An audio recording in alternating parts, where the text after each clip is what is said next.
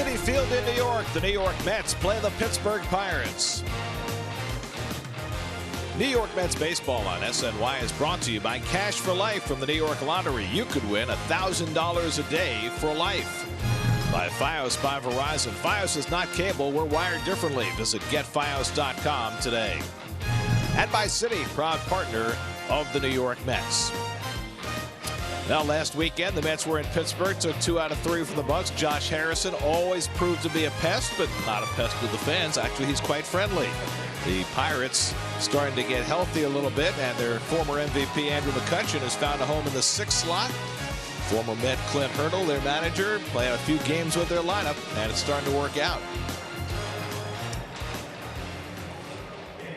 And a pleasant good evening, everybody, and welcome to Citi Field. Gary Cohen, Ron Darling with you tonight as the Mets open a weekend series against the Pittsburgh Pirates. You know, last year Wilmer Flores had a great year hitting against left-handers, but really struggled against righties. The mantra for Terry Collins has always been, if you hit, you play. And right now Wilmer is hitting against everybody, and he's playing. He's in the lineup again tonight as Jose Reyes sits. You know what's interesting about Wilmer Flores to me? As he's been so patient, he's never really lost confidence in Wilmer Flores. He's always had amazing confidence that he could play at this level and as a starter. Now, it's helped that Reyes is 0 for his last 15. It's helped that Reyes is not the player he once was as far as stealing bases and other things. So it's Wilmer Flores' time to shine, and boy, he's been shining. 379 average in May. And accounted for the Mets' only run yesterday with a home run. Meanwhile, Matt Harvey takes the mound for the Mets, and things are getting better and better with each start for Matt. Well, the numbers are starting to look like they should for Matt Harvey. 15 strikeouts in his last 16 2/3. He's only given up 6 runs in that time. So the numbers, ERA, strikeouts are going up. All the numbers are starting to go where Harvey wants them to go. Harvey facing the Pirates for the 2nd straight start, and Garrett Cole facing the Mets for the 2nd straight start. They roughed him up in Pittsburgh. Yeah, they did. They had a lot of extra base hits against him. You know what's interesting? About the same number of starts for Cole and for Harvey. Cole going for his 50th win tonight. So the Mets open a weekend series against the Pirates. They took 2 out of 3 last weekend in Pittsburgh, trying to do the same at Citi Field. Mets and Pirates, all the action coming your way tonight on SNY.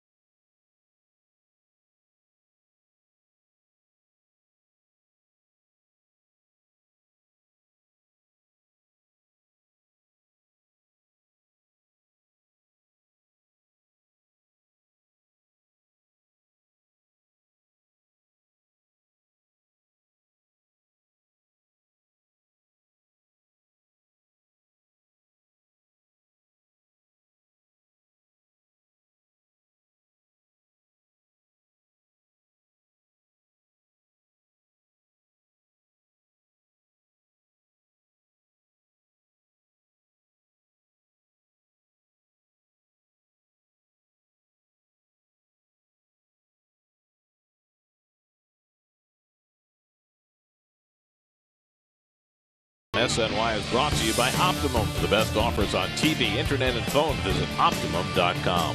By New York Community Bank and the NYCB family of banks, visit them at mynycb.com. And by the State Farm agent of the game, Pat Cauley of Glendale, New York. Contact Pat at patcauley.com.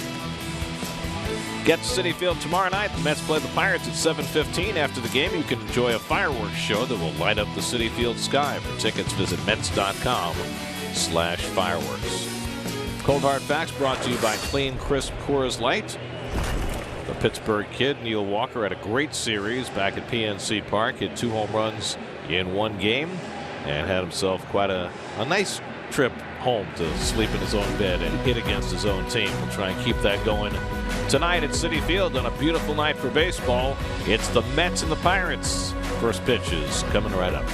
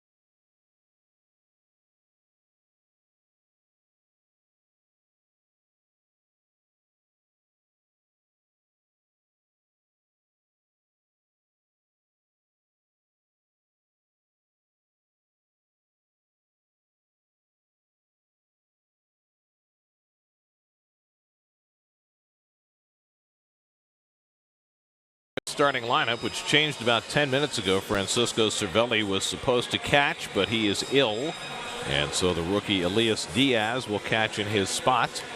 And Jordy Mercer, who had been hitting 8th, is now hitting 7th. Andrew McCutchen stays in the 6th hole. He's been red hot in that spot since he was moved down in the lineup, and he'll stay there tonight against Matt Harvey.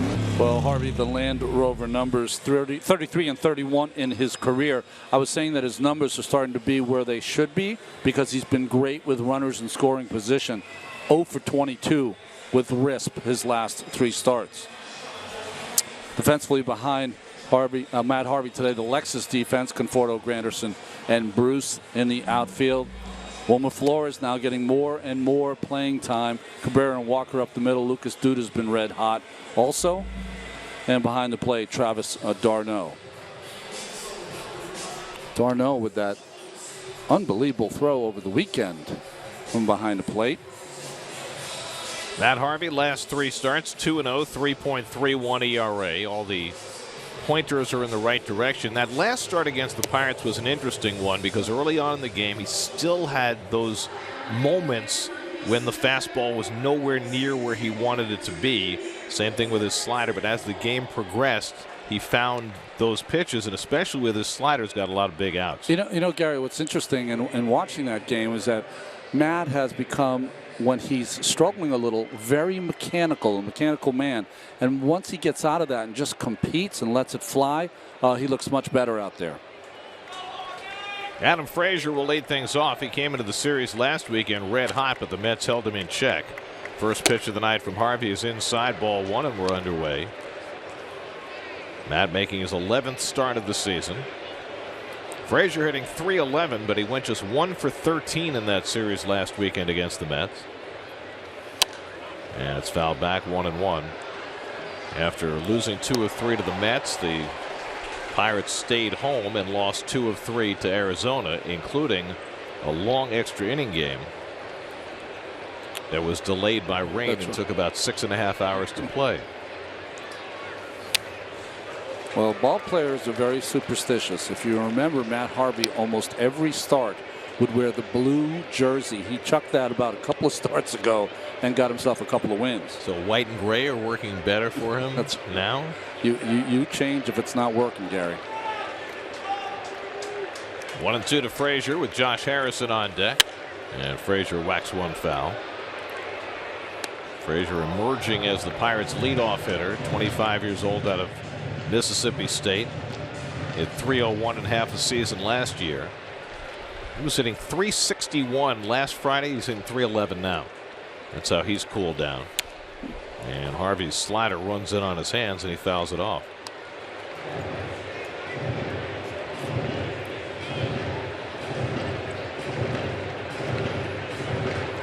Terry Collins got ejected from a game for the first time this season yesterday,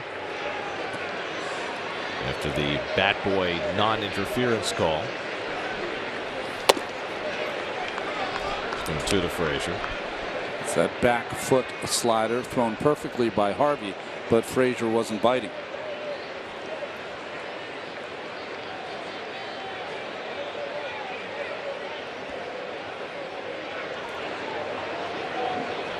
Seventh pitch of this opening at bat. And Frazier takes the fastball high. It's 3-2. As it has been the case with virtually every Mets pitcher this year, the walk numbers have been alarming for Harvey. The highest walk totals of his career. 28 walks in 56 innings. And a leadoff walk tonight. I mean, just to put that in perspective, coming into this season, Matt Harvey's walks per 9 innings for his career were 2.1. This year, 4.5, more than double. You know, when Matt first came up, his numbers were very Clemens-like. He had that power and precision that you don't see very often, but that precision has been awry the first part of this season, first third of the season. And again, Matt has not been alone. Virtually every pitcher the Mets have has seen his walk rate go up. Here's Josh Harrison lining one into center field for a base hit. And so the Pirates have the first 2 men on. Frazier's going to go first to third, never hesitating against Granderson's arm. And the Pirates have runners at the corners with nobody out. You know, I know Keith talks about it all the time, but isn't it fascinating to watch? First, Harrison on a little slider that was more like a cutter from Harvey, lined into center field. This ball, a couple of hops to Granderson. He plays it conservatively, and Frazier took advantage. Notices the hit. He sees how conservative Granderson's playing it, so he takes the extra base. Good hustle. Well, Harrison, a guy the Mets have had severe problems with the last couple of years. He's now 5 for 7 against Matt Harvey. He's delaying the action. The bat boy's got to bring out the running utensil for Harrison, whatever that is. Oven mitt. Well, Matt has thrived in these spots. Runners in scoring position for the year. Hitters are 5 for 45, 0 for their last 22. And he's put to the test quickly in this game with Gregory Polanco at the plate. Polanco took Harvey deep last Sunday night, the only run that Matt gave up. Polanco then suffered an ankle injury running into the wall on Monday, had to be carted off the field. Looked like it might be serious, but he was back to pinch hit on Wednesday and back in the starting lineup tonight. I think Harrison on first will stay put with Polanco to give him that hole, to keep that wide open. 1-1 to Polanco. Polanco hit 2 home runs against the Mets in that series last week, and he had just come off the disabled list with a hamstring injury, and he said after he got hurt on Monday there was no way he was going back on the DL again, and he was right. He was a quick healer in this case.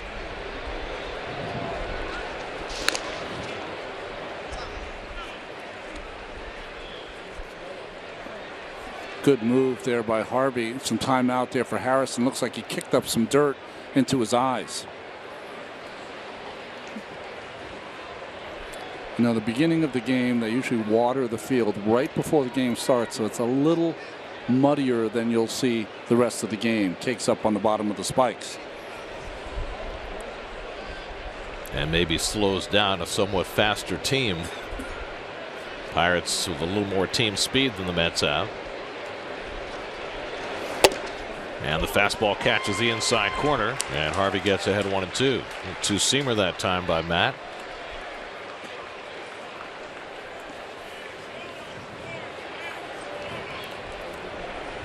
David Freese hitting cleanup, waiting on deck. Harvey looking for his first out of the night. Ahead on Polanco 1-2.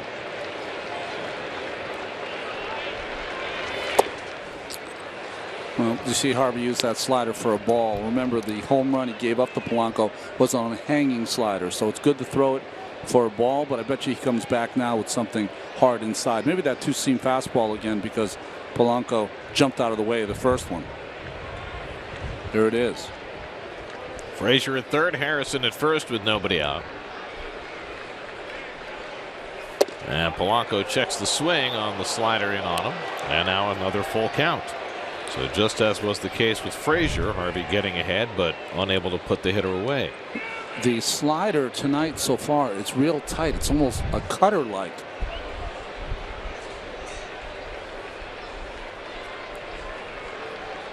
So you figure Harrison will be running here with 3-2. And Harvey cognizant of that. And d'Arnaud's got to be cognizant of it too. If he doesn't have a chance at Harrison, a nice good fake might be the play to get the young Frazier to maybe try to come home. Liz Flores is so far from the bag at third, he might have trouble covering if d'Arnaud wanted to throw behind him. There goes Harrison, and Polanco fouls it off. Polanco had a good cut at that pitch. And we talk about Harvey not putting hitters away. One of the things that has been notable about Matt's season is the diminishing number of strikeouts. So walks are up, strikeouts down. Just 6.6 strikeouts per 9 innings, the lowest by far of his career. Even in his successful start against the Pirates last Sunday night, only 4 strikeouts in 6 innings in that game. Here's d'Arnaud giving the signs whether he's going to throw through or not.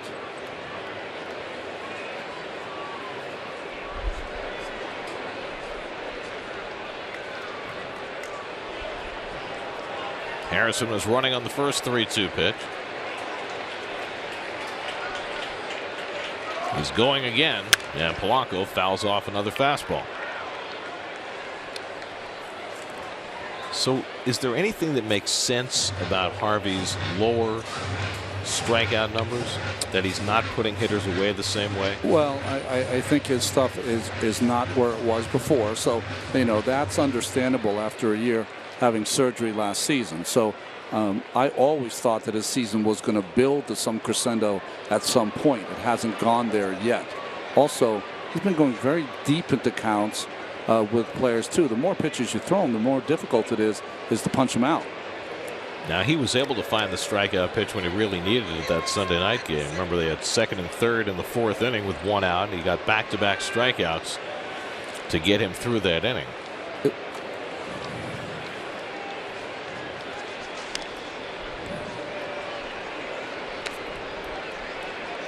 You know, d'Arnaud's been giving so many signs because the Mets have been hurt by the double steal in the past. You know, the one pitch that Harvey has not thrown, and that's why the strikeouts are down, is the changeup to left-handed hitters. 8th pitch of the at-bat. Harrison does not run, and it's popped up. d'Arnaud comes back for a look. This is back in the crowd. Interesting that after Harrison ran on the first 2 3-2 pitches, he did not run on the last one. To me, it looked like he just didn't get a good jump, so he called off the jam without the 2 hands to the waist. He has to retighten the oven mitt.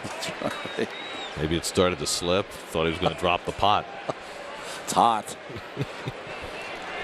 Hard-working first inning for Harvey, and still looking for the first out. 9th pitch of the at-bat coming to Polanco. Harrison does not run, and Polanco fouls back another one. It was a slider up that time.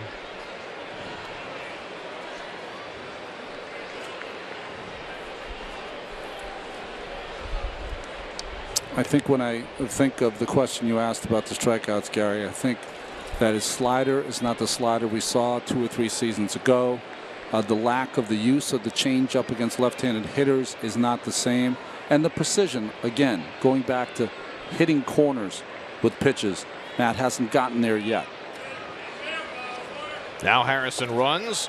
Polanco lays off. Ball 4, and the bases are loaded. So 2 walks bracketing a Harrison hit. And now the bases loaded and nobody out. David Freese coming up and Dan Warthen coming out. Well, early visit for a pitcher with just a little less than 100 starts. You know what's going on. You know, it almost looks like Matt there, as we're talking about his diminishing strikeouts, was so concerned about striking out Polanco as opposed to maybe getting something down and getting, you know, maybe a double play ball or at least an out. Well, you look at the swing and miss percentage over the last 3 seasons. Of course, 2015 was a tremendous year for Matt, the year he came back from Tommy John surgery. Last year, a foreshortened year. Had the thoracic outlet surgery that ended his year. And now trying to make a comeback from that. And he's got himself a big mess to deal with in his first inning tonight.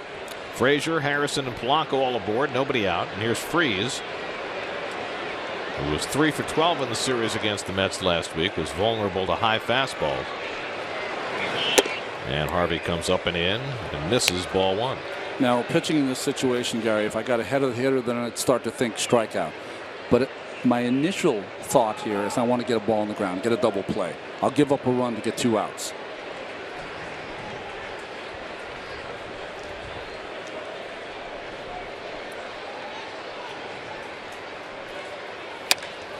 That could be a double play if they hurry. Cabrera to second, and that's all they'll get as a run comes home, and the Pirates take the early 1-0 lead.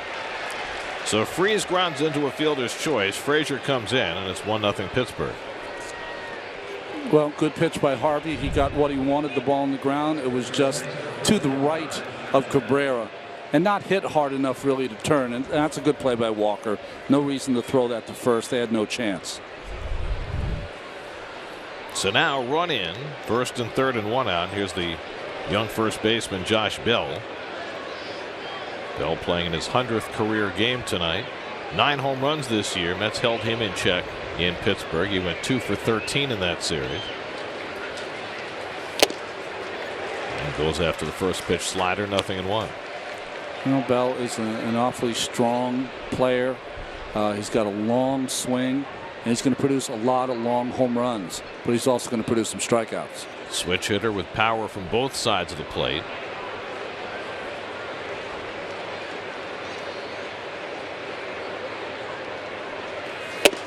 And Harvey throws a fastball by him, 0-2. That was his best fastball. Don't change a thing if you're Harvey. Stay up in the strike zone with that petrol right by him. See how big that upper swing is. There's no way you can hit a ball when it's at the letters. Harvey trying to get settled in. Now ahead on Bell, 0-2 with Andrew McCutchen on deck. Just missed outside. Arnaud held it an extra beat for Lance Barrett, the home plate umpire, but he wasn't biting. 1-2. Let's see where this pitch was. It looked real good, and he could have called it. Matt about to throw his 25th pitch of this opening inning. 1-2 to Bell, and he lifts it foul. Josh Bell, 9 home runs as a switch-hitting rookie. The Pirate record for a switch-hitting rookie is 12, held by... It got to be Walker. Neil Walker, 2010. Now's a good time to throw a breaking ball in the dirt. All high fastballs, just changes eye level, one in the dirt. And then you can go back to the fastball if you have to. Good pitch. First curveball he's thrown tonight. And it's 2-2. Every pitch is connected. Set up other pitches. Pitch block by Darno. Textbook.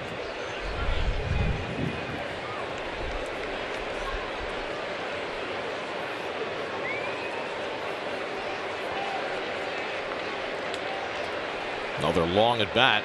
6th pitch coming to Bell. And he gets jammed, rolls it down to Duda, goes to second for one, to return to first in time. They're going to call that a foul ball. They're going to say that it hit off Bell as it rolled down to Duda. Lucas took no chances, and Bell stayed in the batter's box. He knew that it had come off his leg. Fastball in, contact, looked like it right off the top of his toe. Yeah, right off the top of his right toe.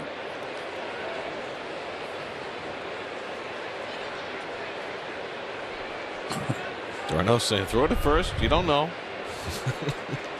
Maybe we'll get away with it. And Bell strikes out on the fastball away for the second out. There's a big strikeout for Matt Harvey. 2 down. Well, Bell looked like he got caught guessing there because he got the express and was about 10 minutes late. Little two-seamer it looked like by Matt. Good run. Running action.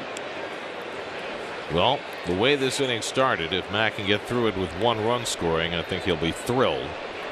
But Andrew McCutchen in his way. McCutchen, 6 games since being dropped down to the 6th spot in the batting order, is hitting .381 with a couple of home runs, including one against the Mets over the weekend. 1st and 3rd and 2 out. And McCutchen slams one foul. It's been a very rough 2017 for the former MVP. He was hitting just a shade over .200 when the Mets arrived in town last weekend. And finally, Clint Hurdle decided to take a little pressure off him and drop him down in the order. Of the last 8 months of the season, he's had 2 good months. Down year last year and a further down year so far this year. Not just with the bat, but with the glove as well. Too high, 1-1. And for a guy who finished in the top 5 in the MVP balloting for 5 straight years, it was a shock to see a guy this good struggle this badly for so long. McCutchen's 30 years old, right? So there's no reason to think that he's washed up. Exactly. 1-1. And the slider misses down. 2-1. The thing that I find in the first 10 starts for Matt as the ball gets away from him for a second is that the ease in which the hitters are taking those sliders and breaking pitches out of the strike zone. Not even an attempt.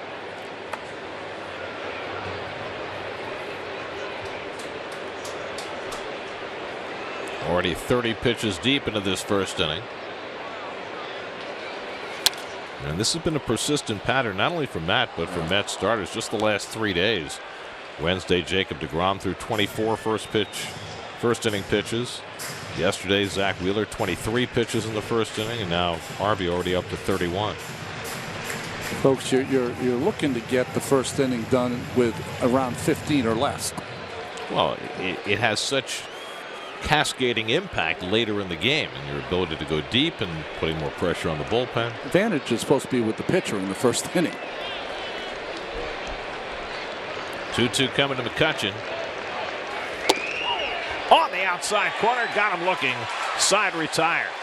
Harvey responds with back-to-back strikeouts, and again getting the job done with runners in scoring position. Pirates make him work hard. They scratch out a single run, but Harvey slams the door.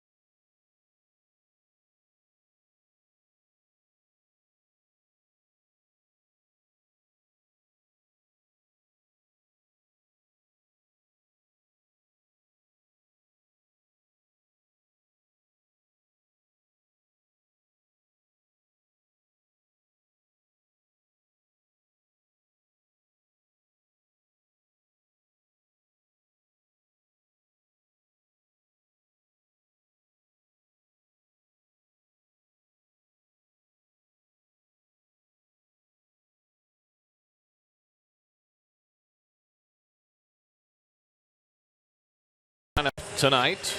Wilmer Flores in there for the third straight day. Travis d'Arnaud starts back-to-back games behind the plate.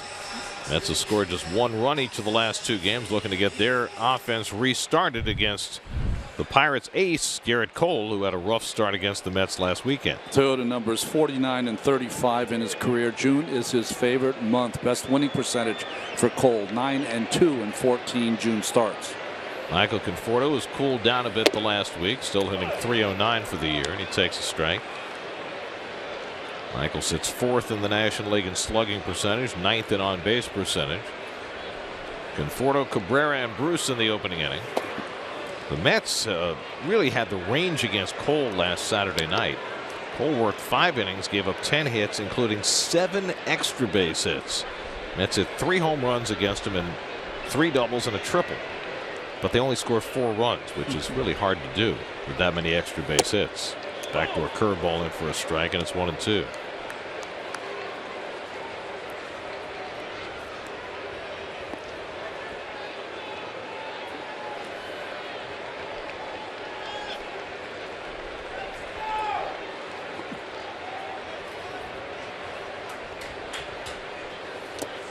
Conforto lays off the curve, and it's 2-2.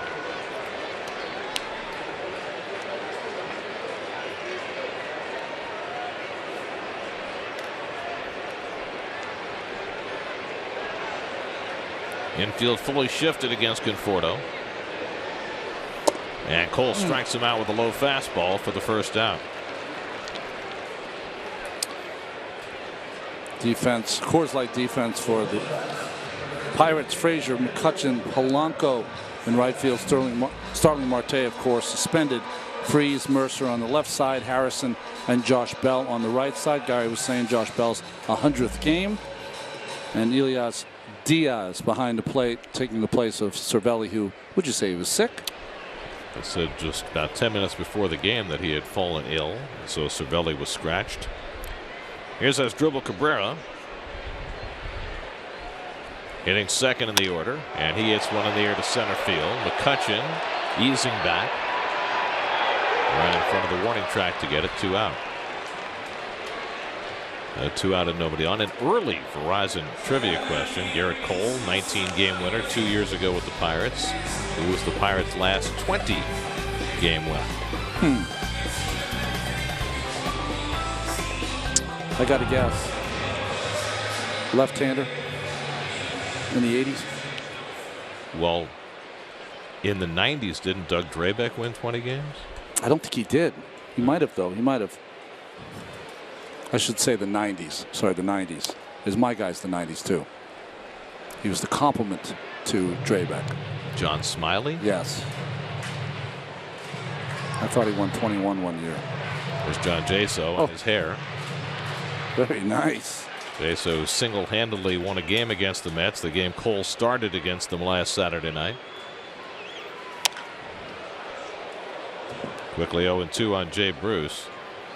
Garrett Cole, the #1 overall pick in the draft in 2011, coming out of UCLA. Really emerged in that 2015 season that we just mentioned in the trivia question. 19-8 that year with a 2.6 ERA. Any other year you win the Cy Young with that. He finished 4th. Arrieta, Greinke, Kershaw all had off the charts years, and so Cole settled for 4th. Kershaw only pitched half the year. That's why he finished 3rd for 3/4 of the year. Of course, that was the year Greinke didn't win the Cy Young, even though he had a 1.7 ERA. 19-3. Of course, the Mets then faced Greinke and Kershaw in the League Division Series and beat them. Beat them. Bruce strikes out on the fastball away, and Cole off to a fast start. A 1-2-3 inning with a couple of strikeouts. After 1-0 Pirates.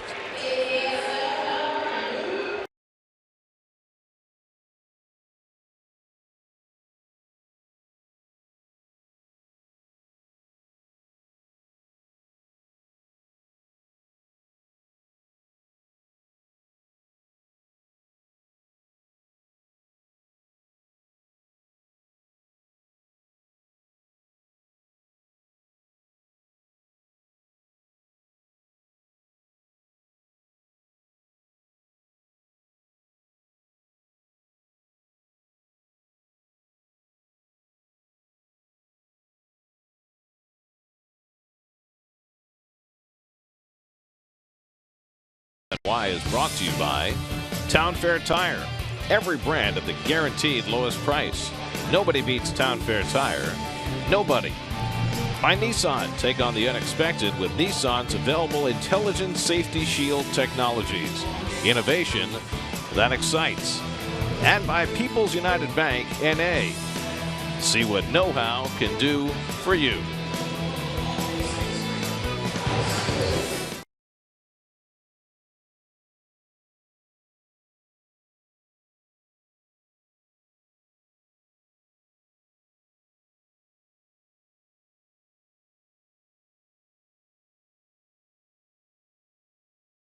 Why is brought to you by Bob's Discount Furniture. Shop in store or online at mybobs.com. By Town Fair Tire. Every brand at the guaranteed lowest price. Nobody beats Town Fair Tire. Nobody. And by People's United Wealth Management. Using our know-how to plan for your future.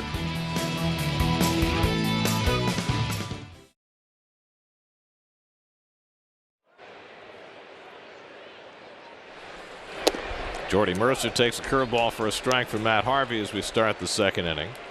Mercer's been red hot with the bat, hitting .415 over the last 10 games, up to .251 on the year. And Harvey starts him off with back-to-back curveballs. I like that. It's interesting. Coming out of the first inning, you said during break he should throw his curveball more and his slider less. Just chuck the slider right now. He can go back to it, but it's not working. The curveball looked better. As many times I'd come into a game and have a game plan against a team. Boy, I really want to throw a cutter, but it just wasn't there. So you'd have to go to plan B for a while until it comes back to you. Interesting thing about that last start against the Pirates is that his slider wasn't working early in that game either, but it got better as the game went along. Yeah, I'm not saying you don't continue to throw it. You just don't continue to throw it in big counts when you need the out, when it's inconsistent. Harvey threw 33 pitches in the first inning, walked 2, but then struck out a pair after giving up a run-scoring fielder's choice. So he went into the night with the opposing hitters hitless in 22 straight at bats with runners in scoring position. It's now 25. That's quite a streak. It really is. Mercer fouls one back, and again here's Harvey getting to 2 strikes quickly and unable to put the hitter away. He's already had a dozen foul balls. It's not funny, as you were saying that, you could see the kind of head going back and forth and frustration on Matt's part that he's not putting these guys away. 2-2 coming, and just off the plate with the slider, and he's run another full count. This is not a formula for getting deep into a baseball game.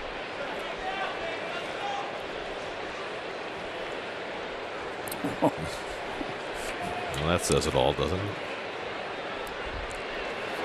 And Mercer takes strike 3 called.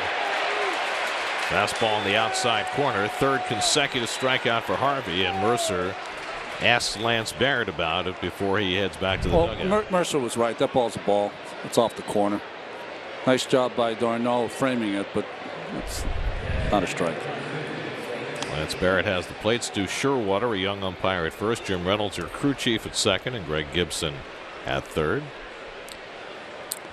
Now Harvey will face Elias Diaz, the rookie catcher, who's had just 12 at bats for the Pirates this year. His 3rd start. Chris Stewart, the regular backup to Cervelli, hurt his hamstring last week, went on the disabled list. They called up Diaz, who had 6 at bats total the last 2 years for the Pirates. And he grounds one down to Wilmer Flores. And that's the second out. MLB.TV Premium is back and better than ever. Watch every out-of-market regular season game live on over 400 supported devices. Plus, get a free subscription to At Bat Premium. Blackout and other restrictions apply. Visit MLB.TV for details. Garrett Cole, 2 for 19 this year, lifetime 171 hitter with a couple of home runs. A little dangerous.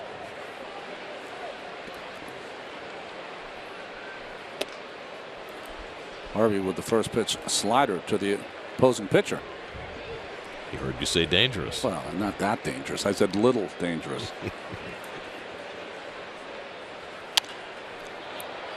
So what do we make of Harvey's fastball variation from 91 to 96 early in this game? Well, he's thrown a couple two-seamers, so usually it's hard to throw the two-seamer as hard as the four-seamer. So I'm going to count that as the disparity so far. But that's plenty, 93 to 95, if it's placed where that one was, perfectly on the corner. Lance Barrett is giving him a couple inches off the outside corner. He should take advantage of that. 1-2 to Cole, and he got him. Side retired. That's 4 strikeouts in the last 5 batters for Matt Harvey. 1-2-3 against the bottom of the order. Still 1-0 Pirates in the middle of the second.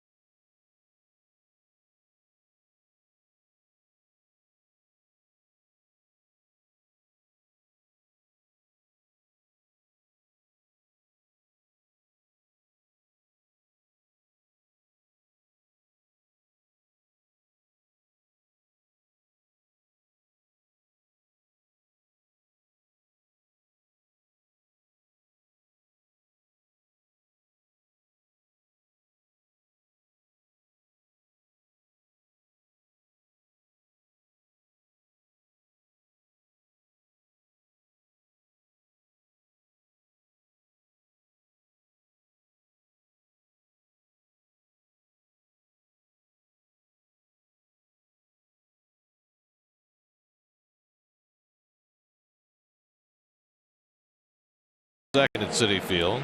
Neil Walker will lead off against Garrett Cole. Mets down 1-0. Cole got the Mets 1-2-3 in the first inning with a couple of strikeouts. So since Neil Walker stopped being a Pirate and started being a Met, he's hit in all 7 games he's played against the Pirates. The difference was when he went back to Pittsburgh last weekend, unlike when he went back to Pittsburgh last year, he did not seem nearly as nervous. Yeah. Well, it's difficult when you're the hometown kid and you're lucky enough to play for your hometown team, and you're no longer that player. First round pick by the Pirates in 2004. I wonder if Ted Lilly threw his glove when he hit that home run. Remember Ted Lilly when he pitched for the Arizona Diamondbacks? Cubs and the Dodgers. He gave up a home run in the postseason and threw his glove on the ground. I think I remember that. Cole behind him 2-0, and he misses inside to Walker 3-0. So last Friday, his first game back in Pittsburgh, he had home runs in consecutive at bats against Chad Kuhl. Now facing Garrett Cole, who walks him on 4 pitches to start the second inning. Interesting. Cole keeps looking at the ground like he's missing his landing spot. Some pitchers have a spot where they want to land consistently with their stride, and when they don't, they feel that is the reason they're not throwing strikes. Still scratching at it. He's got a pretty grumpy demeanor on the mound anyway. Oh, I love it. You're saying you pitched well grumpy? Oh, man, I was grumpy all day long. Lucas Duda takes a curveball to his feet. That's 5 in a row out of the strike zone by Cole. It looked like he was pushing that ball up to the plate. Eric Cole last year, 3 stints on the disabled list. It was really a fractured season for him. Triceps problem, elbow problem. Made just 21 starts, finished 7-10, 3.88. I think he got roughed up by the Mets in one of those starts when he just came off the DL. 5th career start against the Mets, 1-2 with a 4.8 ERA. So the Mets have seen him not so great. Duda cracks one to deep right field. Back goes Polanco to the warning track. Back at the wall. It's out of here. Into the Coca-Cola corner. Number 9 for Lucas Duda, and the Mets take the lead 2-1.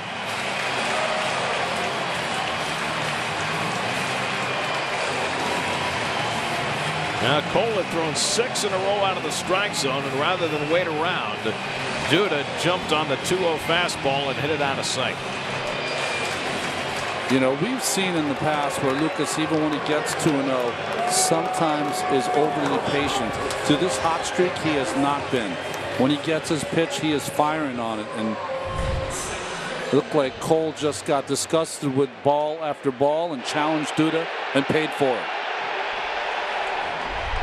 Garrett Cole has now given up 13 home runs this year, which is the most he's allowed in any season in his career. And here we are on the 2nd of June. Wilmer Flores breaks his bat, grounds one down to Freeze. 1 away. Here's a swing from Lucas. When he gets the ball out front, I don't care what park you're in, it's going to be a long one. And the reaction from Cole, not another one. 13, like Gary said, he knew right away that ball was gone. It's interesting. You said that's the most he's ever given up. It seems like you say that a lot about a lot of pitchers. Oh, it's a big home run year. I mean, Matt Harvey is certainly a case in point. He's given up more home runs, a higher home run rate than ever before. That Mets home run means $2,000, enough for No Kid Hungry to provide 20,000 meals courtesy of Citi. He came within an eyelash of May being the most home run happy year in Major League history. It's a combination of a lot of things, I think, but it certainly is an era that is yielding more home runs. And all of a sudden, really since, what is it, midseason 2 years ago, that the home run rate has escalated this quickly. You know, it's interesting you say that because it was 2 years ago or a year and a half ago. That's lined up the middle, a base hit for Granderson. So Curtis keeps on hitting. That'll get his average back above 200. I don't know if you remember this comment from Mark Teixeira. It's towards the end of his career, of course. Little curveball from Granderson that he hits from Cole that he hits up the middle. He's got that kind of knuckle curve that they throw. So Mike Mussina was so good at that curve. Bobby Parnell threw it for a while. I was saying Teixeira a year and a half ago, to counter the shift, I remember his comment. He said, I'm just going to hit it over the shift. I'm going to hit the ball in the air. And that's what players are doing now. Well, you remember when Chris Bryant first came up and was quoted as saying, my goal every night is to hit 4 balls in the air. And we scoffed at that at the time. But now that's the mantra of virtually every big league hitter. And it's changed just like that. That's right. It's what they're teaching younger players, and that's what they're thinking when they come to the plate. And you have to think of it as a response to what was an enormous increase in pitcher velocity over the last 5 to 7 years. All of a sudden, everybody's throwing 95 out of the bullpen. Well, the hitters have countered that by saying, okay, we're going to counter that velocity by turning it around. We're going to let you provide all the power, and we're just going to get it in the air. So the game has changed in a hurry in that respect. And really, it was like a switch was flipped at the All-Star break 2 years ago. Now, I am not saying that there aren't other factors. I mean, has the baseball changed? Who knows? I don't know. But you look at where we went from 13 and 14, where home runs were well below 2, and then the first half of 15 as well, and then from the middle of 15 on, the home run rate has skyrocketed. check swing, and Darno badly fooled on that curveball. 2-2. Well, when you throw him 6 straight balls and you just challenge a hitter right down the middle, that's where that pitch was. That's usually what happens. Well, Duda hit one against Cole in Pittsburgh that nearly went in the river. This one merely went into the second deck in right field. Granderson at first and 1 out. 2-2 to Darno. And a full count. Darno had a great night against Cole last Saturday night. Went 3 for 3, including a home run against the Pirates ace. But right now is really struggling in this inning, and really in most of his innings against the Mets these last 2 weekends. Looks so free and easy in the first, anything but here in the second. Granderson not running, and Darno draws a walk, and the Mets have 2 men on with Harvey coming up. Second walk of the inning for Cole, who generally walks very few, 1.9 walks per 9 innings. That's the 6th best control mark in the National League, but 2 walks in this second inning, and now Harvey can go up there and bunt. I was surprised that the pitching coach is not going out. I'm not now. He is. Ray Serge, one of the best in the game. Cole is completely discombobulated out there. And, you know, Ray Searage is a guy who preaches throwing strikes. Right. And the Pirates are a reflection of that. As a staff, they've allowed the second fewest walks in the league. They've also allowed the most hits of any staff in the league. Well, one of the things that they've done also, which has angered some teams, they're very good at pitching in. And I'm talking about in, sometimes in off the plate. There are a lot of hit batters, so a lot of bad feelings in the NL Central. That doesn't seem to be the case with this pitching staff. Now, doesn't the fact that they want to pitch in play into the fact that they like to shift sometimes more than other teams do? They like to shift, and they want the ball hit on the ground. That's why they want to pitch in. So here's Harvey, who has 1 hit, and that hit came in his last start against the Pirates, a soft single to center. He does not have a sacrifice bunt this year. Undoubtedly will be asked to bunt in this spot as Bell creeps in from first, and Harvey lays off, and Diaz faking a throw to second. Well, there's the Pirates rotation. Ivan Nova has been terrific with his sinker. Cole has been so-so, and everybody else has not been good at all. ERA 6, 2 6s.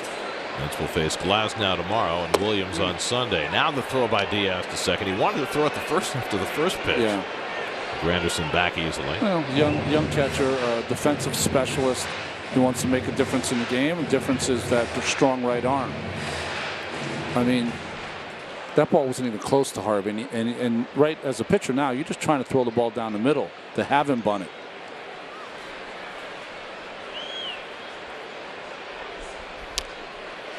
Harvey gets it down, but Diaz with an easy play at third and frees on to first for the double play. So Harvey unable to get it far enough away from home plate. It's a 2-5-4 double play that ends the inning. But the Mets grab the lead. Lucas Duda takes Garrett Cole deep for the second time in less than a week. Number 9 on the season for Duda, and the Mets lead 2-1 after 2.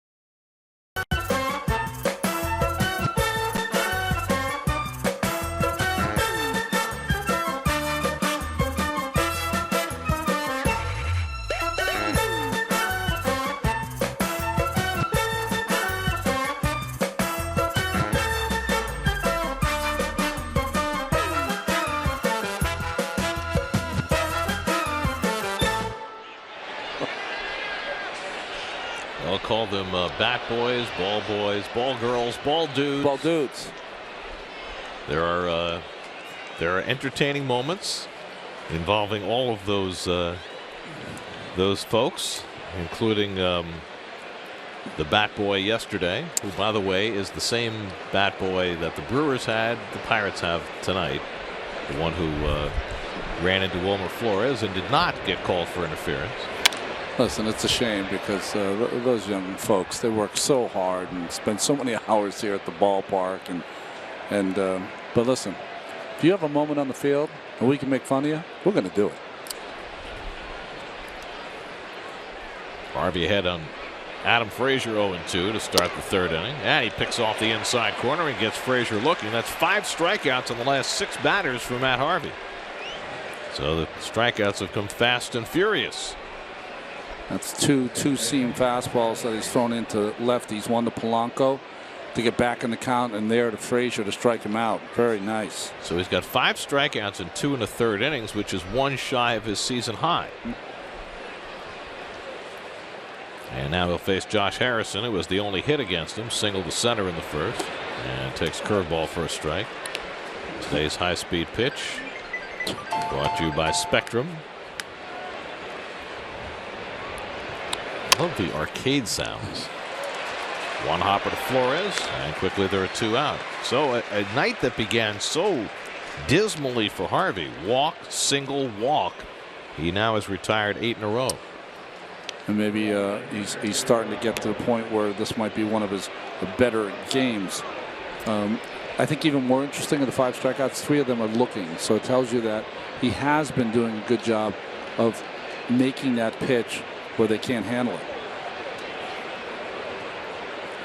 Now Gregory Polanco, who walked in a 10-pitch marathon in the first inning.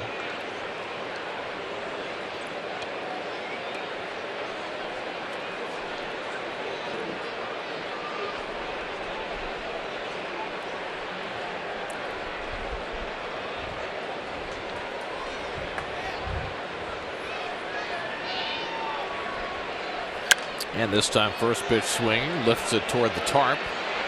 Flores back for a look, but that's beyond his reach.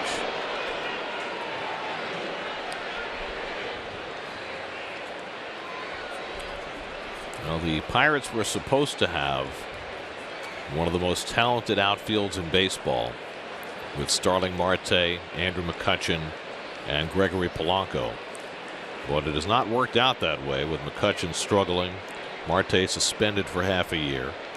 Polanco has been on the disabled list.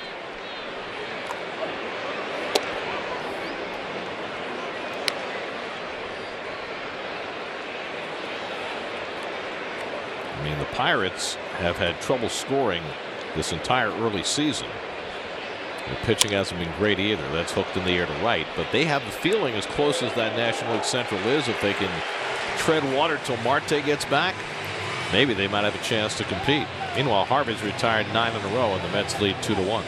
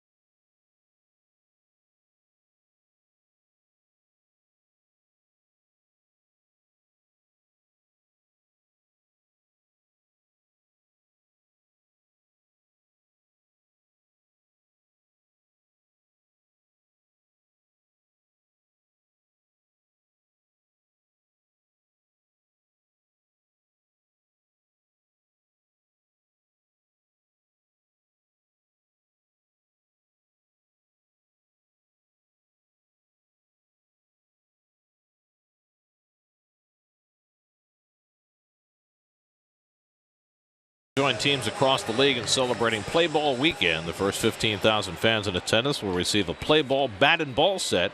As part of Major League Baseball's Play Ball initiative, kids can stay after the game to run in the Mr. Met Dash. For tickets, visit Mets.com/Family Sundays. Sun filtering off the glass in center field, sometimes right into the hitter's eyes at this time of night. Michael Conforto grounds one down to first. Josh Bell has it. Garrett Cole covers, and that's the first out in the home third. So Conforto now 0 for 2. And here's Asdrubal Cabrera, who flied out to center his first time up.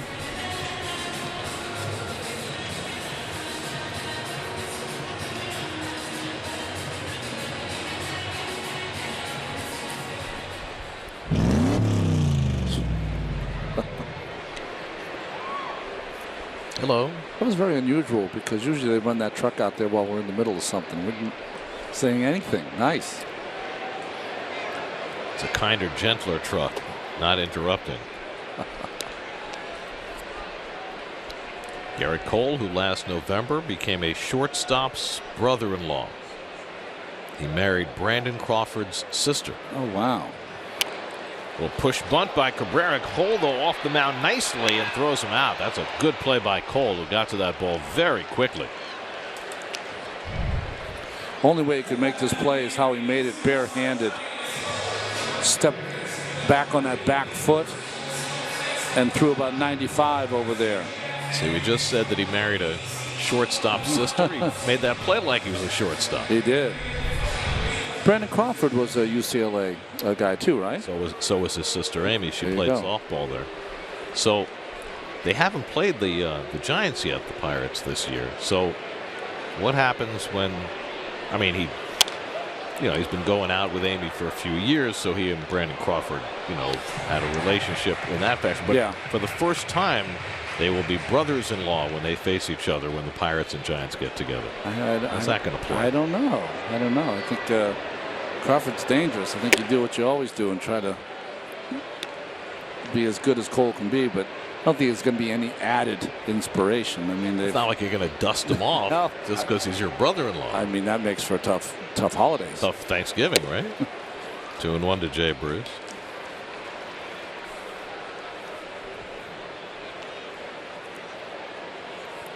Jay's had the most at bats naturally against Garrett Cole. 6 for 21 with a home run after his strikeout in the first inning tonight. And he fouls back the fastball, and it's 2-2. Caught the umpire, Lance Barrett. Well, Cole's had no trouble with the top of the Mets batting order. He got them 1, 2, 3 in the first. He's retired Conforto and Cabrera to start the third. So the catcher Diaz is going just to give the home plate umpire a little breather here as he got hit with that foul tip. So Cole right now having Dr. Jekyll and Mr. Hyde kind of night. He just has to stay away from Duda.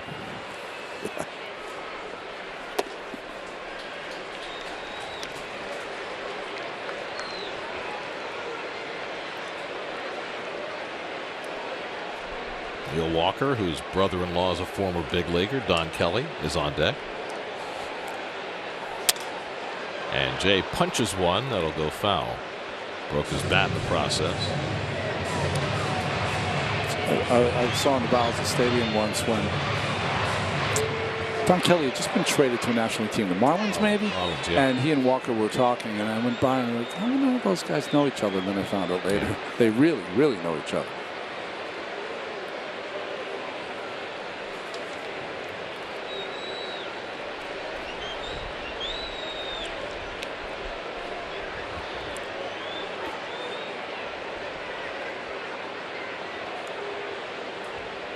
Three-two coming to Bruce. And he struck him out with the fastball. Second time Cole has struck him out. That one at 98 miles an hour. So Cole dialing it up to get his third strikeout of the night. 2-1 Mets after 3.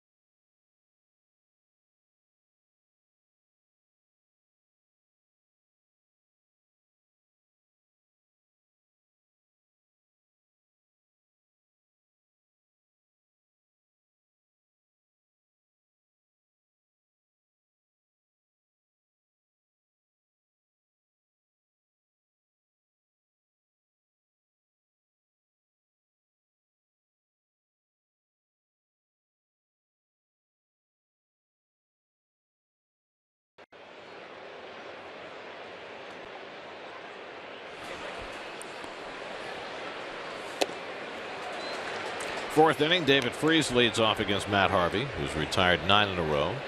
Freese was the first of those 9. He hit into a fielder's choice to drive in the Pirates' run in the first. Matt has struck out 5 tonight, and he misses with a curveball. 1-1 to Freese. Josh Bell on deck, then Andrew McCutchen against Harvey, who threw 33 pitches in the first inning. And has really settled in nicely since then.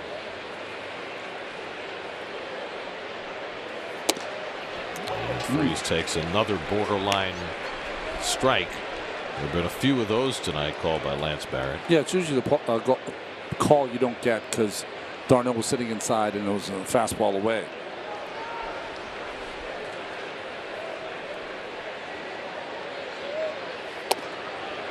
It's a little too far outside, and it's 2-2.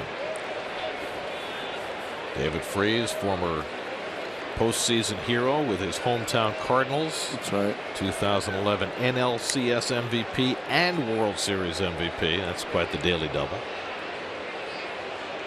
It's like Livan Hernandez with the Marlins in 2003 or 97. Well, Freese, when he's at his best, he likes the ball down. And he likes the ball middle of the plate away. He's got tremendous power to right field and right center for a right-handed hitter. 3-2 from Harvey, and he walked him. Third walk given up by Matt. That snaps the string of 9 in a row. He retired, and the leadoff man on for the Pirates in the fourth. It's almost like when he needs that fastball. If he's ahead in the count and he's going for a strikeout, he can get that fastball away and down.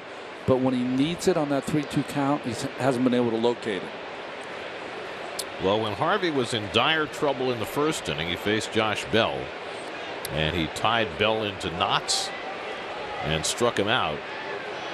And that got his game going in the right direction. And Bell fouls off that first pitch fastball.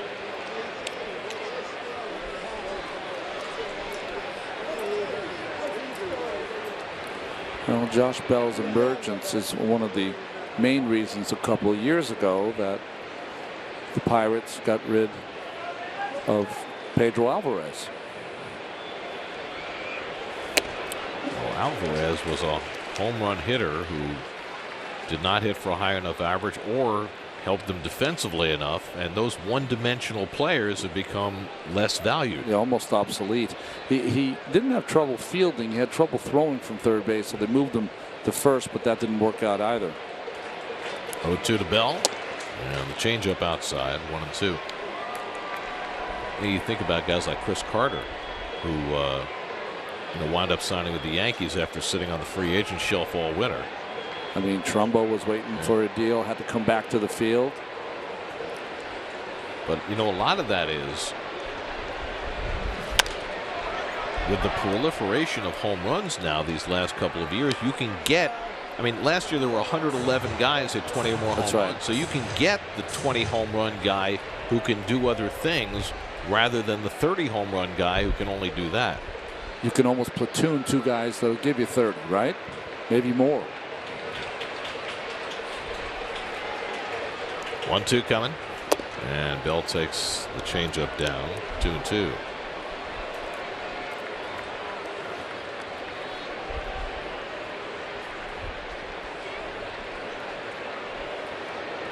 Andrew McCutchen waiting on deck. Freeze at first and nobody out. And it's away to Bell and another full count for Harvey. Already his 5th full count of the night.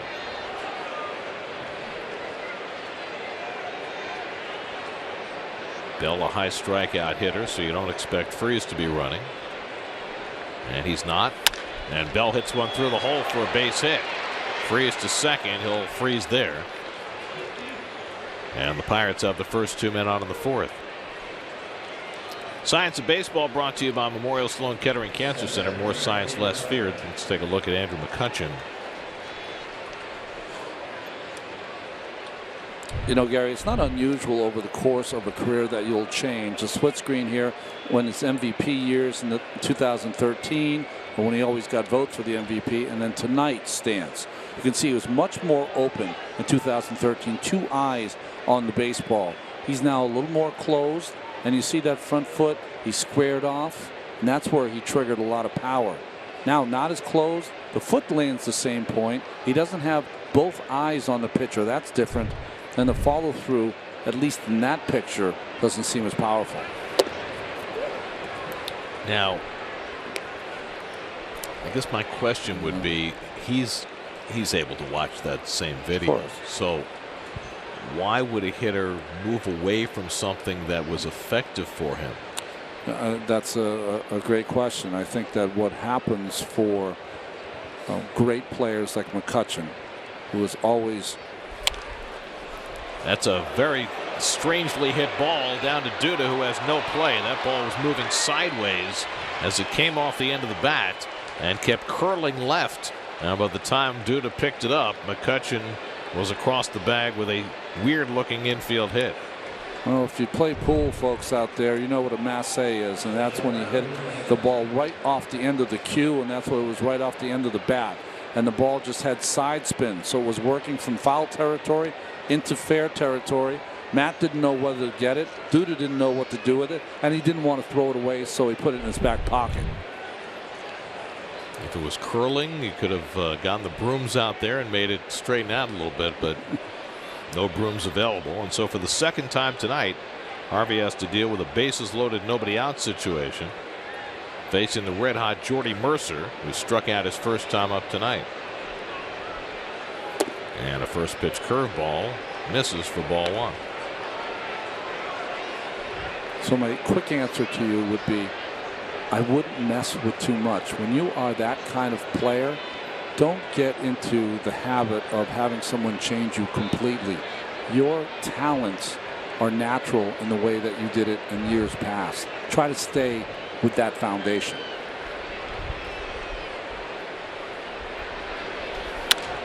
Do you think sometimes as successful players get a little older, they make changes that are somewhat concessions to maybe diminish bat speed or something of that ilk? I think when a great player struggles for the first time, they start to think, uh-oh, maybe I need to change something to generate a little more power or to hit for a higher average and all those things. And sometimes it's just simply a bad year. It can happen to great players. 1-1 to Mercer. He lifts one foul down the right side. That'll go out of play. 1-2.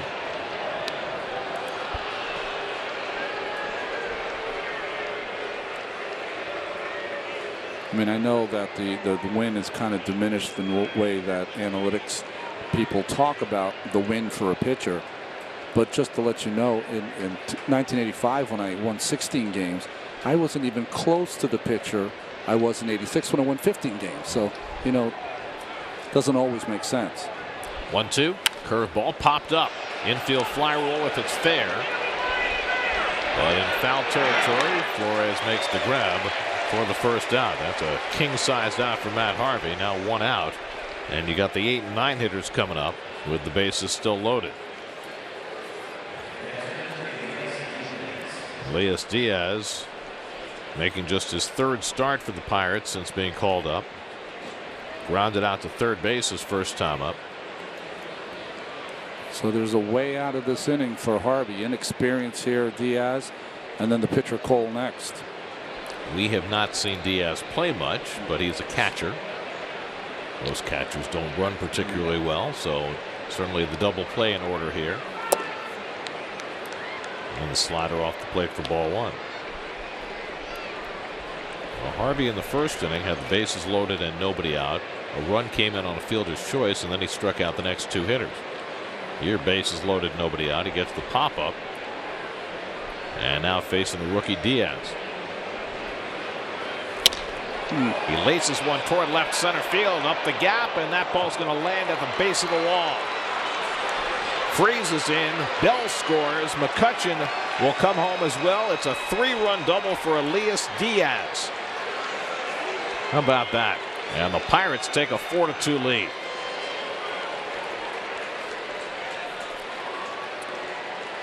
Well, Harvey probably doesn't know a lot about Diaz either, so he challenged him, and Diaz jumped all over this pitch and found the gap.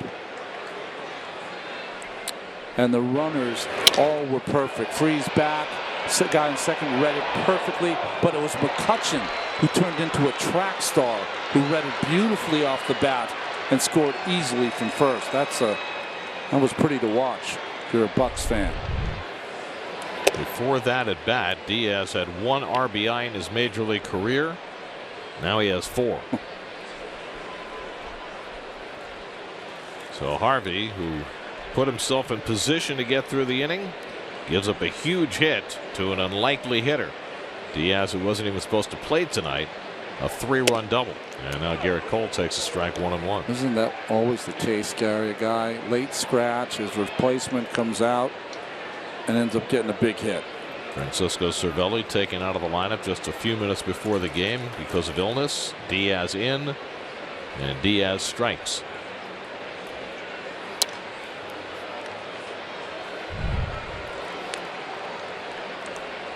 Well, overhead, the pitch location to Diaz was down the middle, caught it out in front.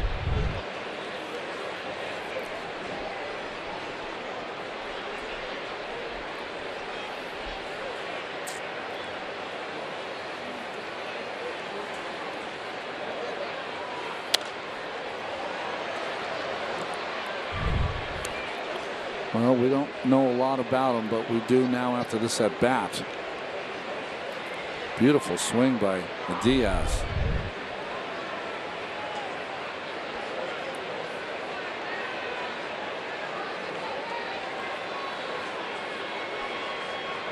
One and 2 to Cole, and the curveball bounced toward third. Flores with the running toss in time to get Cole for the second out as Diaz holds at second.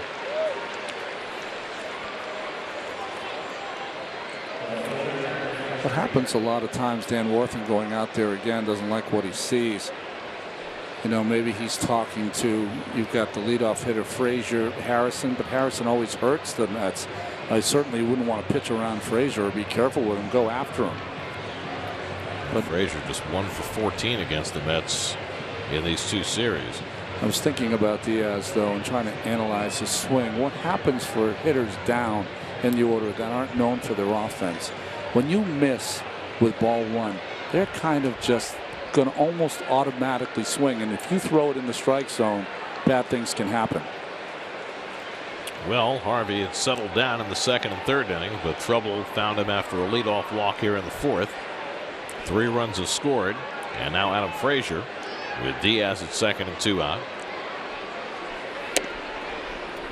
Frazier has walked and struck out tonight 0 for 1.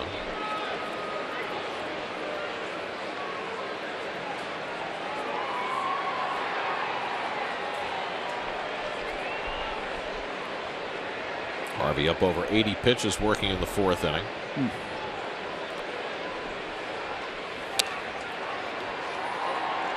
Ball and a strike to Frazier.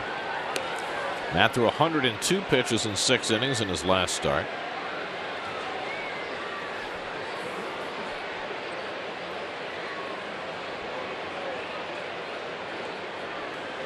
So in this inning, that sidewinder by McCutchen, and now the double by Diaz, snapping that string that Harvey had going of retiring runners, hitters with runners in scoring position. He was at 0 for 25. The McCutchen hit was the one that broke the string. Hit it 70 feet sideways.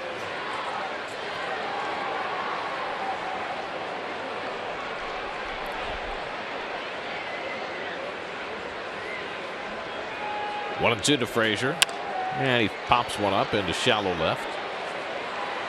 In comes Conforto to call, and that retires the side. But the number 8 hitter, Elias Diaz, late addition to the lineup, drives in 3, and the Pirates lead 4-2 in the fourth.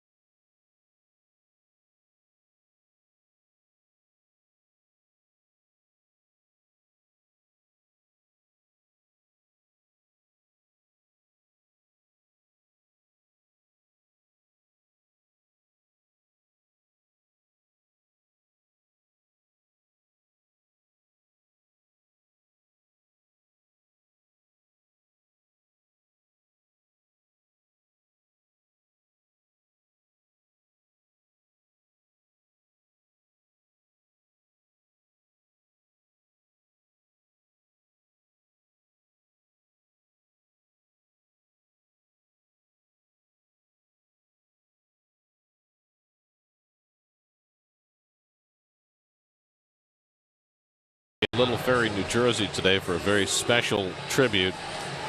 Little League softball and baseball field named after Shannon Dalton Ford, former Mets media relations executive who passed away last year at the age of 44. Great friend of ours and to the entire baseball community, and apparently from the turnout today, everybody in Little Ferry as well. That's right. It was a wonderful day, and the weather was perfect, and her kids and her husband and her parents and her sister and her whole family and all her friends were there. It was a remarkable tribute for a wonderful person. You know, it's been so many sad moments starting last March. So to have a moment where you saw the family and they were just so proud of there were so many people that contributed to get that field done, and they all made an appearance, and it was just, I don't know, it was a field that Shannon and her sister had played on when they were kids, and then went into disrepair, and they were able to repair it, and it was just a beautiful diamond. All the folks from the Little Ferry Police Department who had no experience with groundskeeping skills in just a period of a few weeks were able to take that field from nothing to a gem. The field, center field, has the Freedom Tower in the distance, and over, as soon as you turn down the street to go to the field, the Empire State Building is right there. Neil Walker leading off in the home fourth, and of course front and center in the effort to get that done. Major League Baseball, through their charitable initiatives, raised the money, but the driving force, and I'm sure that this will come as no surprise in making sure this happened, was Jay Horwitz, who loved Shannon like a daughter. Yes. And Jay didn't want to be introduced today in front of all those people and singled out, but he was. There's Jay, and it was an emotional moment for him and for everybody there. And it was Walker skies one out to right center, and Polanco comes in to call one out. It was one of those things where you felt the kinship of all of these people who had similar experiences, knowing an incredibly special person who affected everybody she met in a profound way. She was just, you know, I never knew her as a player. You know, she was with the ball club for the last 22 years, and I only knew her as a broadcaster, and how it seemed like every day she made my job easier, as I was a novice and didn't know what I was doing. But as far as Jay's concerned, so much hard work, so many things that he did behind the scenes to make sure that this happened. And you know, Jay Horwitz has had an amazing run, one of the best runs any public relations man or woman has ever had with a ball club, and this might be his crowning jewel. And if you want to know the impact that Shannon had on this organization, all you have to do is look at who was there today. Yeah. Oh. I mean, Willie Randolph, Omar Minaya, Bobby Valentine, Al Leiter, John Franco, Todd Zeal. I'm sure I'm leaving a lot of people out. I mean, people who work here at the ballpark, security, all the people that worked in the offices with the Mets were there. Duda tries to hold, and he went around. He thought he had ball 4, but Greg Gibson calls him back.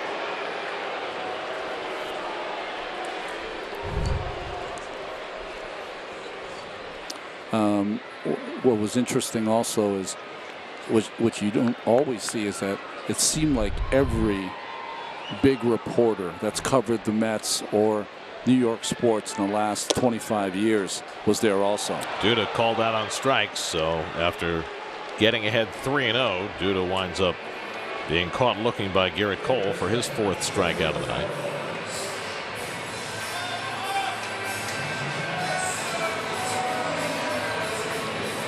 So 2 out and nobody on. Now Flores, who broke his bat and grounded out to third base his first time. Wilmer starting for the third straight game after it looked like his playing time was going to diminish, but he has kept on hitting, and so Terry Collins keeps on scratching his name into the lineup. Terry was asked before the game tonight if he goes 0 for 4 today, does he not play tomorrow? Terry said, I'll let you know tomorrow. Yeah, you're on a need-to-know basis, and you don't need to know. You know, what I find interesting about Wilmer right now is that, you know, sometimes I think we look at Jose Reyes nostalgically, and, you know, we expect, even though he's going through a tough time now, we expect the impactful player that he once was. Little half swing, and that's going to fall in for a base hit, and that comes under the category of when you're hot, you're hot. Terrible swing, good results for Wilmer Flores. Terry Collins talked about the red-hot Flores before the game tonight.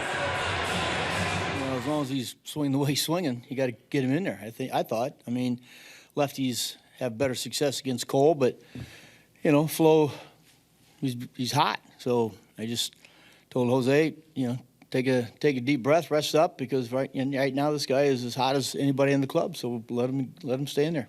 And you get a hit like that. That's right. That's a hot hit. Well, Cole was staring at Flores as he ran down to first base. Like, come on, are you serious? But I was just saying that it's a combination of a red-hot Flores and Reyes is a different player now. So if you're comparing hitters, Flores and Reyes right now, that's why Flores is in there. You know, we had the same discussion earlier this year when T.J. Rivera got hot. Yeah. Remember when Duda was out, and then you had to keep his bat in the lineup. The fact of the matter is that when Reyes came to camp this spring, the goal was for him to be a utility player. Right. And it may well be that that's what his role ends up being.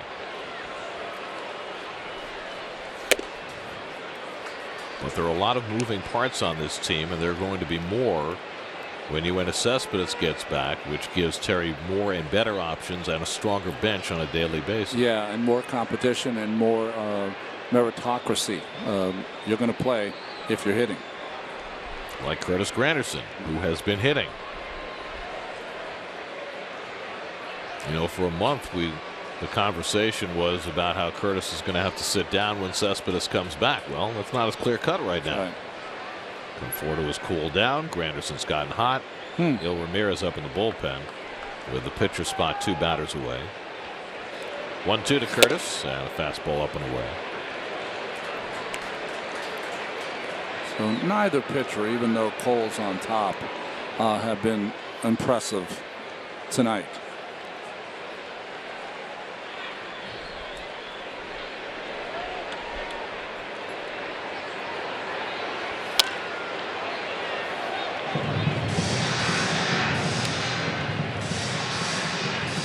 Cole, who's suffering through long at bats in this inning. Well, you know, at this level, if you're an elite pitcher, as Darno is on deck, you know, every pitch should have a purpose, Gary. They're all connected to each other, and that's how you get hitters out. But both pitchers have been kind of just that old phrase, willy-nilly. Wouldn't know really what they're trying to do to get hitters out. They're just kind of throwing it down, throwing it over. Willy-nilly? Willy-nilly, like all over the place. A little this, a little that. None of it great. I was thinking Milli Vanilli. no, that would be. But that was kind of fraudulent. That'd anyway. be a fake pitcher, yeah.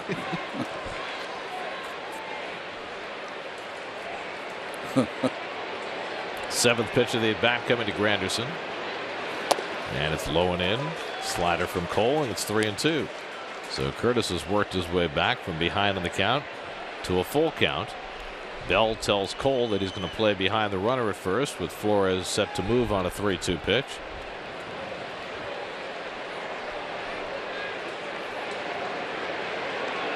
Curtis had a base hit to center field his first time up tonight. Now on 3-2, he fouls away a fastball, and they'll do it again.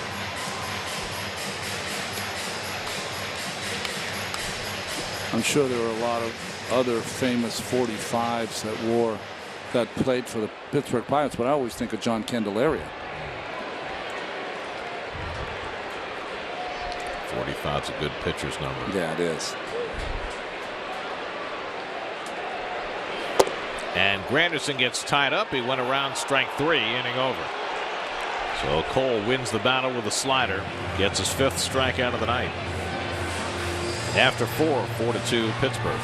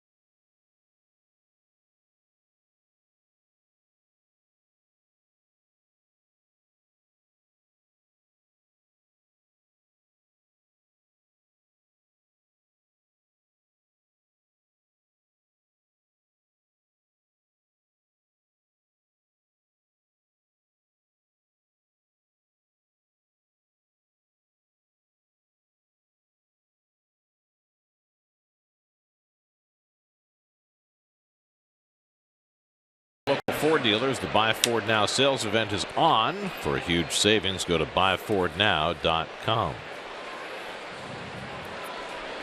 You got to take the bunt away if you're Flores at third base. Harrison, very good bunter.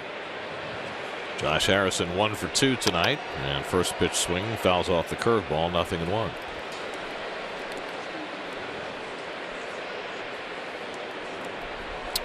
Time for the unlimited baseball break, brought to you by T-Mobile. It'll be coming before you know it. It's unlimited. It's a baseball break. It's from T-Mobile, and here it is. Greg Holland, reliever of the month in April, reliever of the month in May. Wow. Leading that Rockies bullpen as Harrison is hit by the curveball. And he goes to first base, and for the 3rd time in 5 innings, the Pirates have a leadoff man on. Well, you know what Ryan Zimmerman has done after his dreadful last season, and Bartolo Colon at age 44, pitching at SunTrust Park. Bad combination. Yeah, unless he moves on, his time is limited with the Braves. You know, it's interesting about Holland because you had to take a chance on a pitcher who had been had Tommy John surgery, a closer. He's an unorthodox kind of throwing pitcher, and Colorado took a chance. You know, else wanted to take a chance on Holland but didn't pull the trigger? The Washington Nationals. Of course, they sniffed around a lot of relievers without pulling the trigger. There's Gregory Polanco with a man on, and their bullpen has struggled. But you know, we talked about this the other day. You know, the Mets bullpen has struggled, the Nats bullpen has struggled. The difference is the Nats are getting so many more innings out of their starters. Innings and wins from their starters. And that's one of the reasons why they're 10 games in front. Polanco has walked and flied out 0 for 1.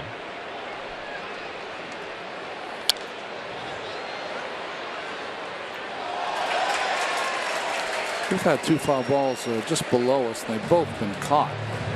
Fans are on top of their game tonight. I like it. Glove or no glove? Glove there. The first one was no glove. Always impressed when someone can catch one without a glove. There he is. But also impressed with the foresight to bring the glove. Yeah, I like that.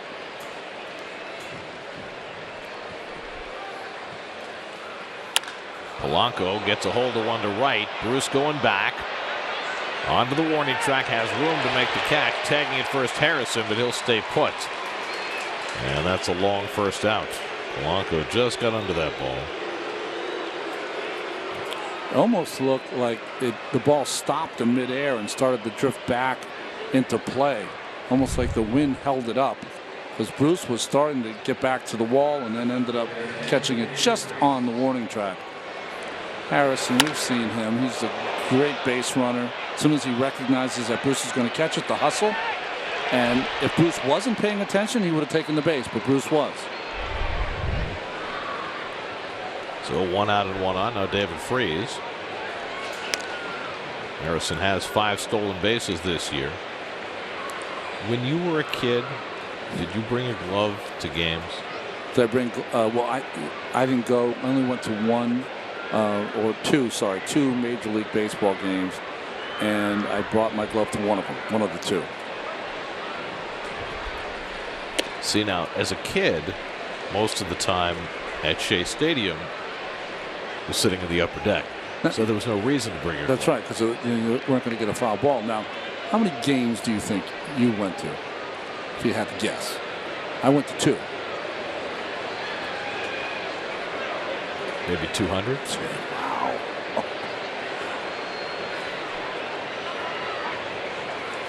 Freese bounces one to Duda, gets the out at first, and now Harrison in the rundown, which is always entertaining.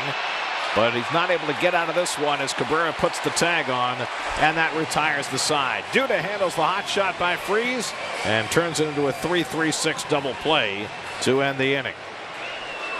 We've seen Harrison get out of hot boxes before, but not this time. A little slip there and couldn't get out of the way.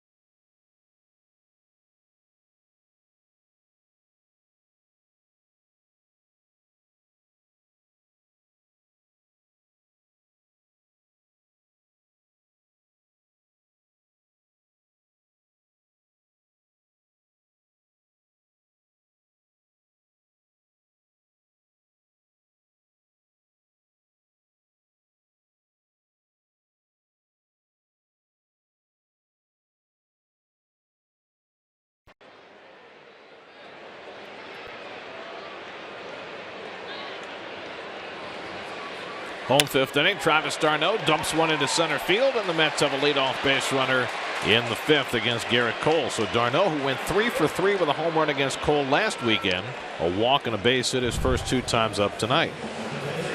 Well, Cole pitch was supposed to be down and away, left it over the middle, and d'Arnaud didn't get a lot of that, but enough. So now Harvey, who bunted into a double play in the 2nd inning, will again try and get a bunt down. Still looking for his first sacrifice of the year. A better bunt this time. Cole, though, is going to go to second with it and gets the force.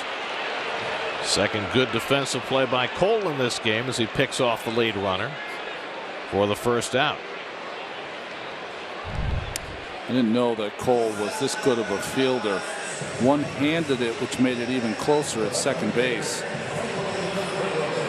My feeling is that's too good of a bunt for a guy to get thrown out at second base. You have to have a better secondary lead.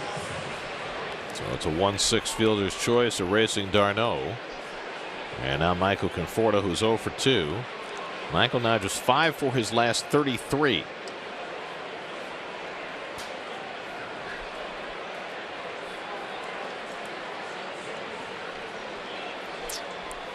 Well, you knew it was going to come, Gary. He can't stay that red hot all year. So last year when he ran into a little trouble, he wasn't able to get out of it. We'll see how he gets out of it this year.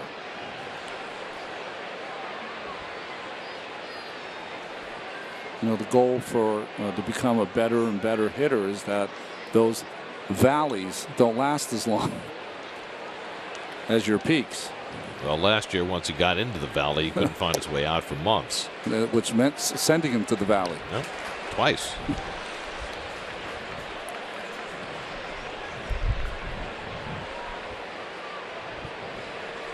Now he's ahead of the count on Cole 2-0. Bell playing behind Harvey at first base. And Conforto goes after the slider from Cole, and it's 2-1. One thing that's in common with last year, though, is swinging a lot of pitches out of the strike zone, and he's getting a steady diet of slow stuff. That's exactly what they did to him last year. So he's either got to stop swinging at it, which will put him in better hitters' counts. He lifts this one out to left center, hit well. Back to the warning track. McCutchen near the wall. It's out of here. Michael Conforto ties the game with a 2-run homer. Number 14 for Conforto, and we're tied at 4.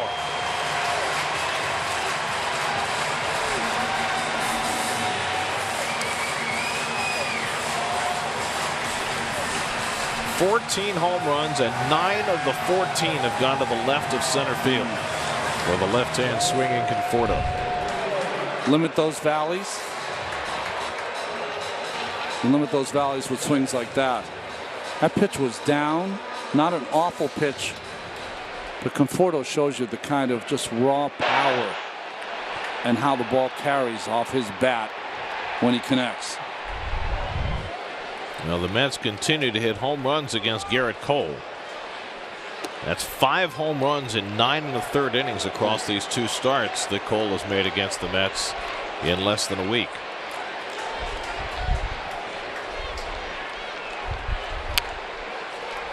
It's softly down to first, and Bell makes the play on Cabrera, 2 out. For Michael Conforto, his first home run in 37 at-bats. Breaking pitch, connected almost as deep as you can get a breaking ball, and he almost hit that over the Great Wall of Flushing. He's got tremendous opposite field power, and you know that, of course, is the key. Last year he got a little pull happy, forgetting about the fact that he has the ability to hit home runs from line to line. He hasn't forgotten that this year. And Bruce fouls one back. Key for Michael is just to continue to evolve as a hitter, and I'm talking about a hitter who hits for high average, who's on base a lot, you know, a 400 on base percentage. Evolve as that kind of hitter. The power numbers are just going to come because he's just got too much talent.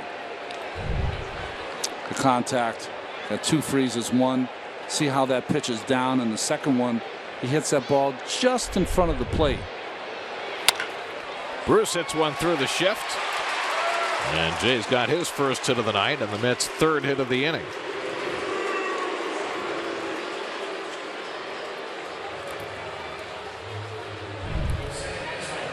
Another breaking ball hurts Cole. Down and in.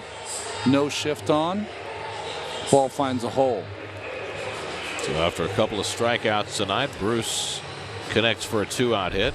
It's amazing the teams that shifted more than anyone now have come back a little bit. The Pirates being one. Tampa Bay Rays probably shifted more than anyone. They don't anymore. Now Walker takes a strike.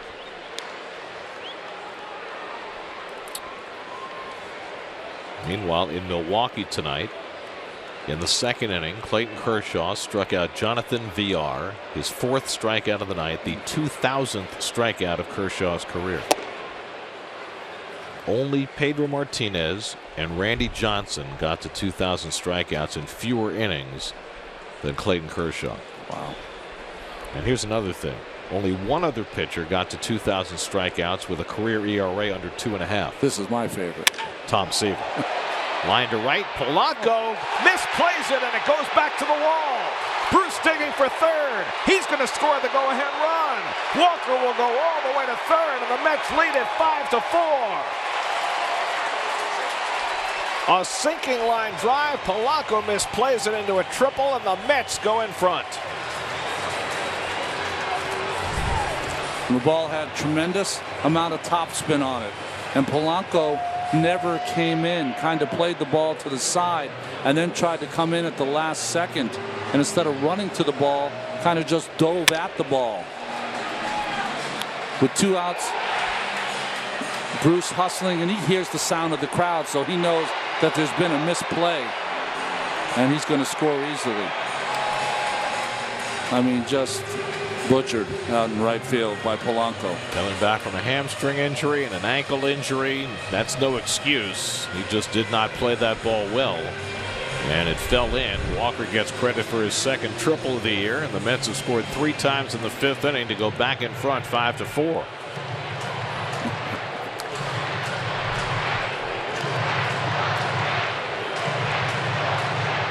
Jay's looking a little winded after his 270-foot romp. Daniel Hudson up in the Pirate bullpen as Ray Sears, the pitching coach, was at the mound to talk to a clearly distraught Garrett Cole. And now Lucas Duda, who took Cole deep in the 2nd inning, as he did last Sunday night, will take another crack at him.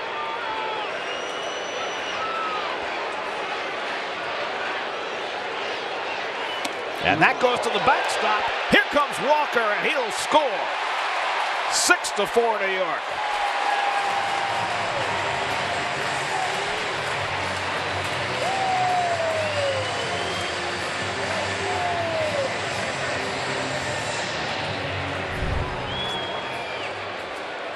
Ball pulled all the way across the plate. I still think Diaz should have been able to make that play. He did not. Mets have 6.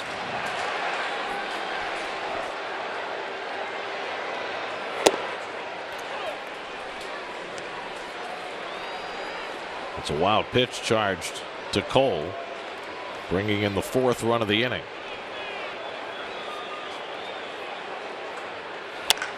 In the air to deep right field. Forget that one. That's way out of here.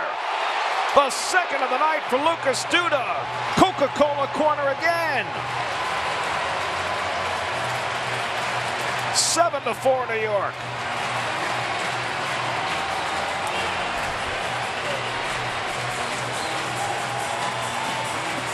Tenth of the year for Duda as he strikes against Cole for the 3rd time in less than a week.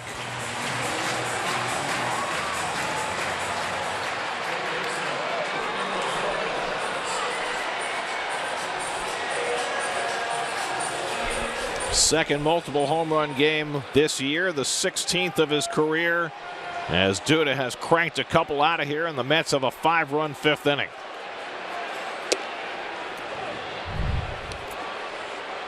Again, Duda ahead in the count, and it's almost the same carbon copy pitch that he hit the other home run on. Ball a little up and down the middle.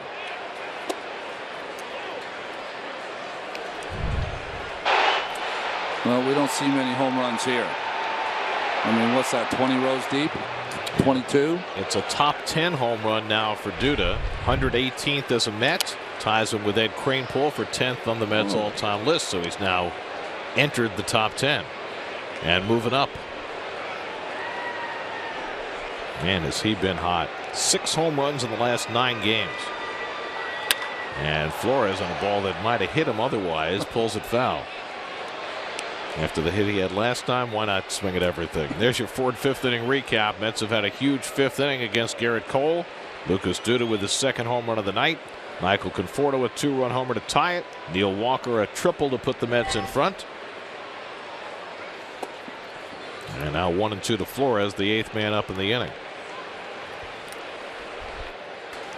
Now, for the second weekend in a row, Garrett Cole really taking it on the chin from the Mets.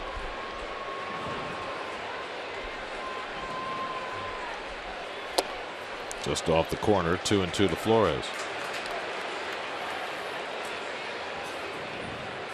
Are you a little surprised Cole's still in this game?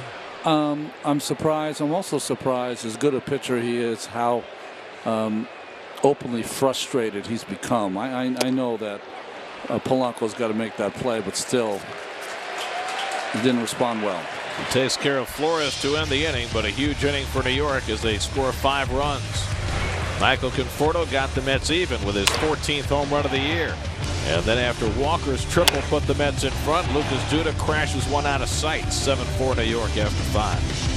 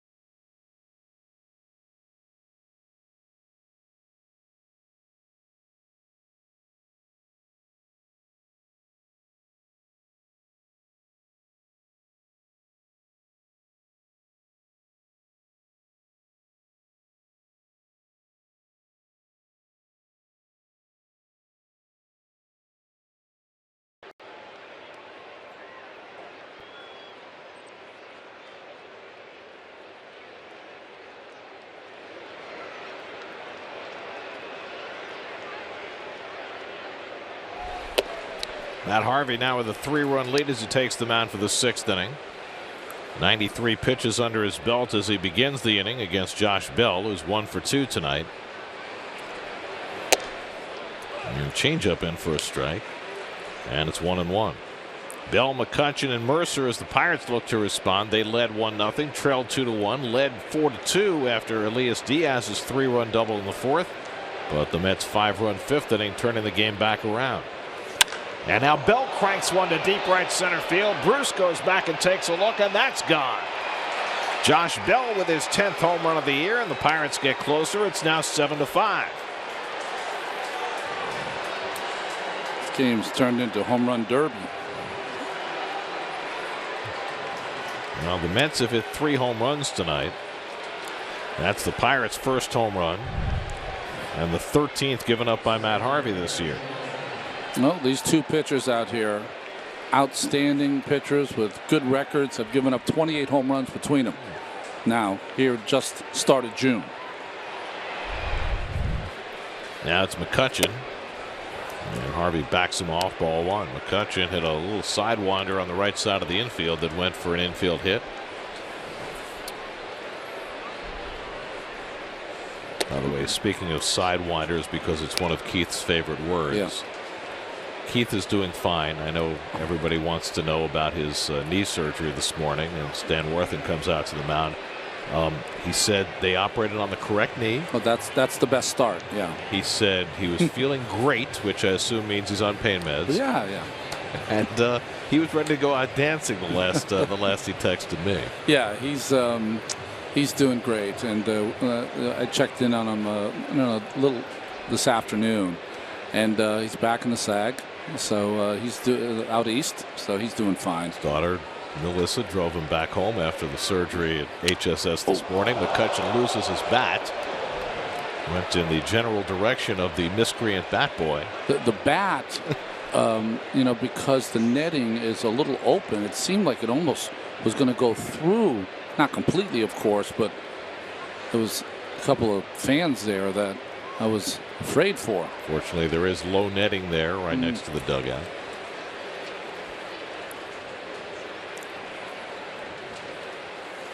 Anyway, he sounded so good in the text that he sent me. I said, "Oh, so you're going to come back on Sunday?" No, Yeah. he declined. Not that good. Respectfully. Well, maybe not that respectfully. Well, Harvey is starting to make use of his changeup here in the 6th inning. You just hope this doesn't turn into what happened in Milwaukee, where they tried to get an extra inning out of him, and he didn't have it in him. Well, I think one more base runner, he's out of the game. That's a double barrel action going in the bullpen. Yeah, there's ball 4, and that might be the end of the line for Harvey. Meanwhile, let's check in with the studio. Taylor Rooks has a game break brought to you by your Tri-Honda dealers.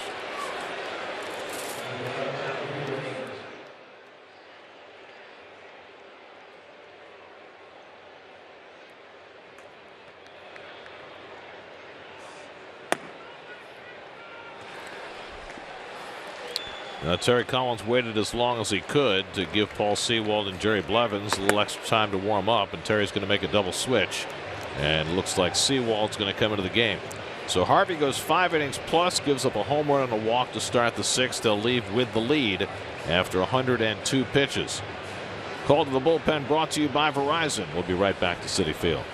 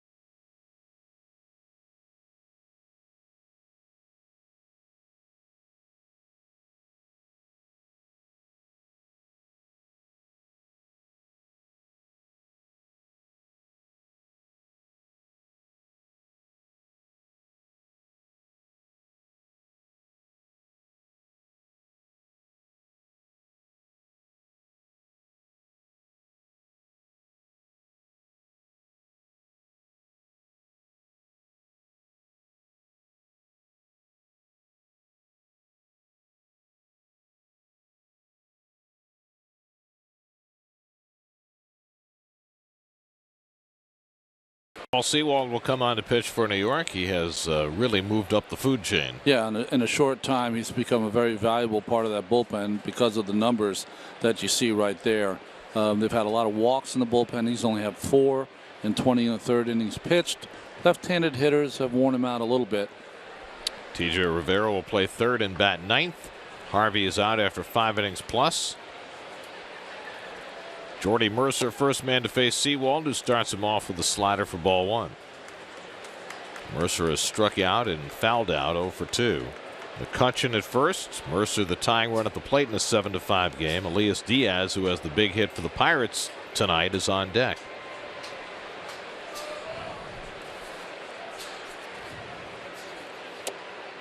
And Sewald comes inside. Sewald's had 3 days off since his last outing against Milwaukee. Worked a perfect 8th inning with a couple of strikeouts. Quickly behind on Mercer, 2-0. And it's popped up foul and out of play. And that's Power Pitchers of the Week, brought to you by East Coast Power and Gas. Last 8 games, things have been going better for that bullpen.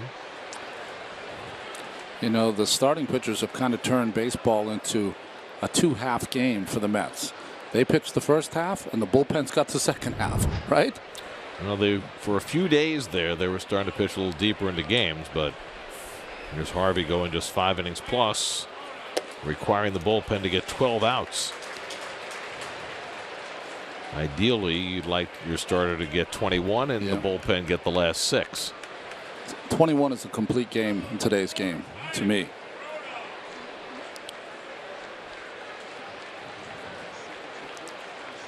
Two coming to Mercer, and it's lined into right center. That's down for a base hit. McCutchen going first to third. Mercer holds at first, and the Pirates have the tying runs on base with nobody out.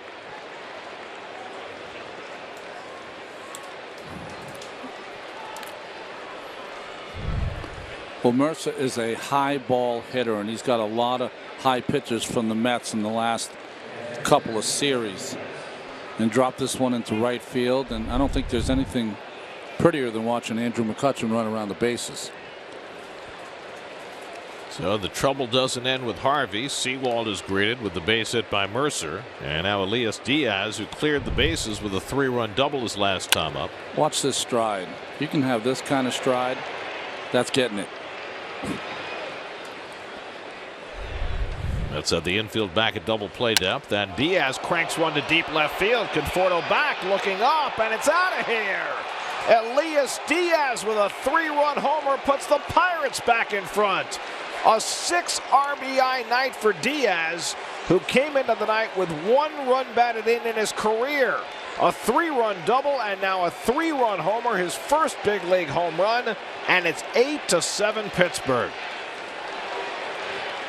What kind of night is this? I haven't seen a night like this in a long time. This looks like an NBA All-Star game where they just keep matching points. The most unlikely of heroes for the Pirates so far wasn't in the lineup at 6:55 and now has 6 RBI. Paul Sewald had not allowed a home run in the major leagues until that blow by Diaz. And now the Pirates are back in front. So the Mets with a 5-run 5th. The Pirates respond with a 4-run 6th. Still nobody out. Max Moroff is the pinch hitter. Again, I think it was a breaking ball. 2 breaking balls now Diaz has hit. 1 for a base clearing double and 1 for a 3-run homer.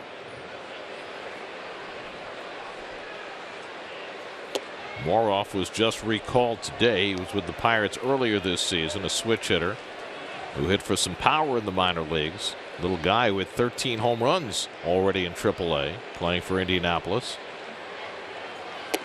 And takes a slider for a strike, 1-2. I don't know that ballpark. Is it a smaller ballpark in Indianapolis? No, right? It's pretty fair. It's fairly new and not. It's not like playing in the Coast League. And Moroff strikes out on the 1-2 fastball from Sewald, and that finally is the first out of the inning.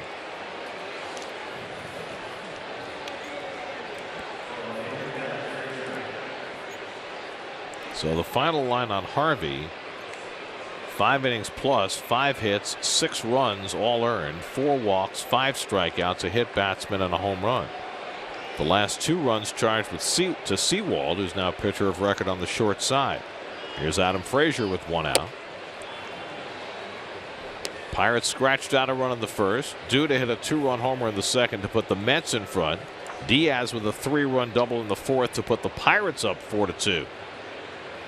Then the Mets with a 5-run 5th, highlighted by Conforto and Duda home runs to go up 7-4. But the Pirates have responded with home runs by Bell and Diaz here in the 6th to go up 8-7. Crooked numbers everywhere on that scorecard. And after Garrett Cole got cuffed around for 7 runs and 8 hits over 5 innings, he's got a chance to win. That's right. His 50th win. Pulled down to first, off the glove of Duda and into right field. And Frazier is safe. And that'll be a base hit for Frazier. Hard hit ball that handcuffed Duda. Well, this is how infielders are taught now, is to play the ball on the backhand. I see it when they take infield all the time. There was a time where you would throw your body in front of that to block it, but not today. So that's the 4th hit of the inning. Frazier at first with 1 out, and now Josh Harrison, who's been on base twice tonight with a single and a hit by pitch, the 9th time he's been hit this year.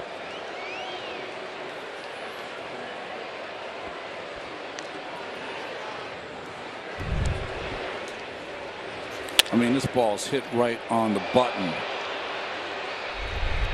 But still, you can, with your feet, slide over and kind of block it like a catcher. I always said, play it off your chest. I don't see anybody playing it off their chest anymore. No. Even when they take balls before the game in infield, the first basemen always take the ground balls on their backhand. They never get in front of the ball.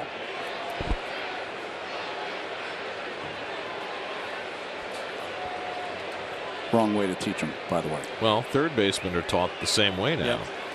That's drilled to the left field corner, and Harrison has an extra base hit. Racing for third is Frazier. He's being waved around.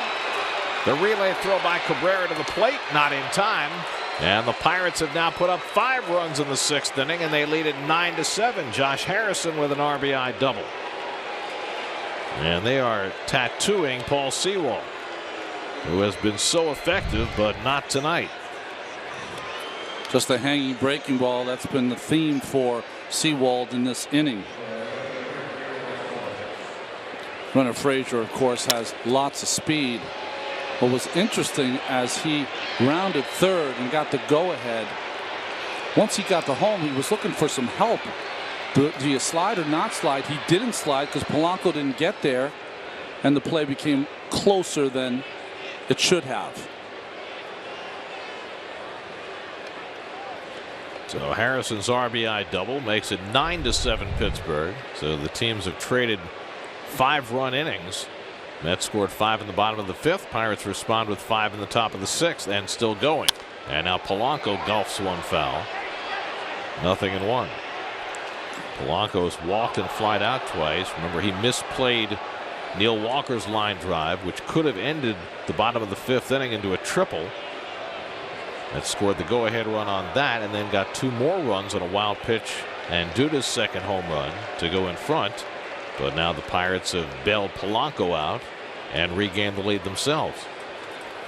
Polanco, the 8th man up in the inning. David Freese on deck. And Polanco pops one up. Back goes Rivera. In comes Conforto, and it lands untouched foul. Whoa. What? Normally, the shortstop gets closest to that ball, but Cabrera never got there. Well, he was playing up the middle on Polanco, almost shifted over, so it's a long way for him to go, and he's not running well anyway.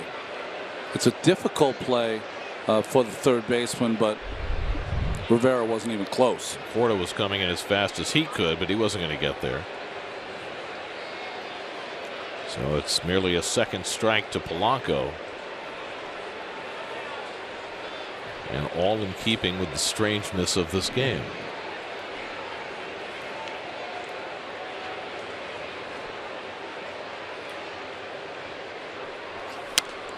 It's really something to get used to because of, you know, the study of defense and the ability to put players where you think the ball is going to be hit. Makes sense to me. But you've spent your whole life watching balls when they leave the bat. Are certain outs are not outs anymore. Well, I think when they factor in where to play defense, pop-ups are not a consideration. Yeah, of course. Because, I mean, think about it. When you position your infield to pull, often you're positioning your outfield a step or two the other way. That's right. Because you figure a fly ball has a better chance of going to the opposite field. But you don't figure on the infield pop-up that goes to the opposite field. We saw that with Neil Walker. Didn't he have a triple or a double the other day on a ball that should have been, you think of it as an out? Slashed foul. Pittsburgh Pirates have a new third base coach. this year. Joey Cora, who's such a heady player when he played, had some great years everywhere he was, but Seattle had some great years in front of Griffey and others. Versus younger brother Alex, played for the Mets. Alex is the bench coach for Houston, I believe. 1-2. Polanco slashes one through the hole, a base hit. Harrison held at third by Cora. As Conforto gets it into the cutoff man, that is 5 hits in 6 batters against Paul Sewald, and not a single one of them has been soft. And no one up in the bullpen. Defense, like I said before, Cabrera's playing up the middle. It's a fastball away and lashed to left field by Polanco. Conforto, not only the accurate arm, but see how quickly he gets rid of that ball. That's why Cora put the stop sign. Oh, I don't know what that pitch was. I think it was supposed to be maybe a fastball in, but it just drifted away and Polanco top-handed it. Well, everything has been going right for Sewald up until this appearance, and now everything is going wrong. He's faced 6 batters, given up a single, a homer, a single, a double, and a single. David Freese fouls back the first pitch fastball. Freese is 0 for 2 in a walk tonight. He drove in the first run of the game on a fielder's choice in the first. Neil Ramirez now getting quickly to work in the Mets bullpen as Sewald struggles. Harvey gave up 5 hits in 5 innings plus. Sewald's given up 5 hits in a third of an inning.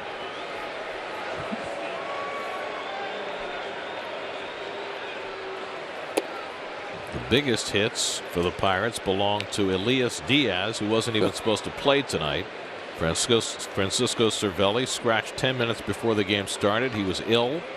Diaz put in his spot, has 6 RBIs. First 6 RBI game for a Pirate since 2015, when Neil Walker drove in 6 runs. You know, what happens, and I see it not only with the Mets skipper, but a lot of skippers in baseball because of the way the bullpen is used. When they've got to take their starting pitcher out, they bring a reliever in, and that's their first bullet. And when the bullet backfires in the way that it's backfired here, sometimes they're not ready for the next move, which they would be. They'd be more apt to be more ready in the 7th, 8th, or 9th inning, right? Sure. The guy you bring in the 6th, you're expecting him to bridge you to the 6th, maybe the 7th as well. Right. But if you bring a guy in the 8th, then you're more likely to match up lefty righty 1 or 2 batters at a time. I mean, you're thinking that you want 6 outs out of Sewald. Instead, you've gotten 6 hits. 3-1 coming, and Freese is hit by the pitch to load the bases. Well, it's just completely gotten away from Paul Sewald, and now the shoulders are starting to slump. Dan Warthen's going to the mound, but he's not making a pitching change, and so Josh Bell, who led off this inning with a home run, is going to face Sewald. Well, Ramirez obviously not ready. Freese takes it in the tricep, and the bases are loaded again. Still only 1 out. Terry Collins wants to know if Neil Ramirez is ready. Neil sprung to action as quickly as he could with Sewald getting tattooed.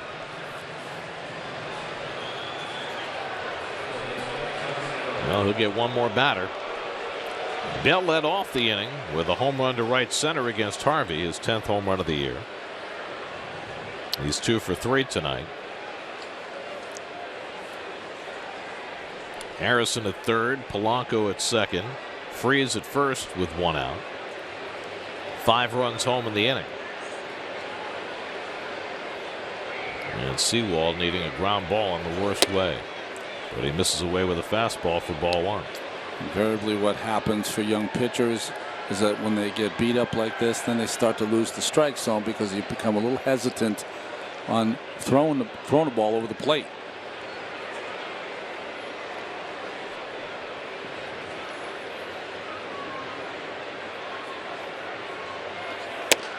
And now 2-0 to Bell. I mean, we've watched Sewald pitch. When he pitches at his best, everything's down, right? Knees or better, and everything has been up in the strike zone. Or many of the pitchers, I shouldn't say everyone.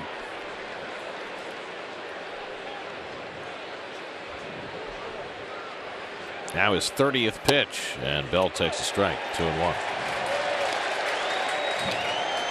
The inning began with Bell homering and McCutchen walking against Harvey. That brought in Sewald. He's faced 7 batters and retired only 1.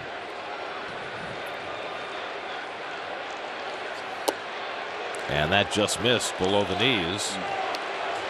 And now Sewald with the bases loaded behind 3-1. And the fans getting a little restless. They are. That might be an understatement. Friday night. Well, he's got to come in now to Bell. And he walked him. And the forces in another run. And it's 10-7 Pittsburgh. A 6-run 6th inning. And that is going to be all for Sewald, who faced 8 batters and retired only 1. Second RBI of the inning for Bell on the bases loaded walk.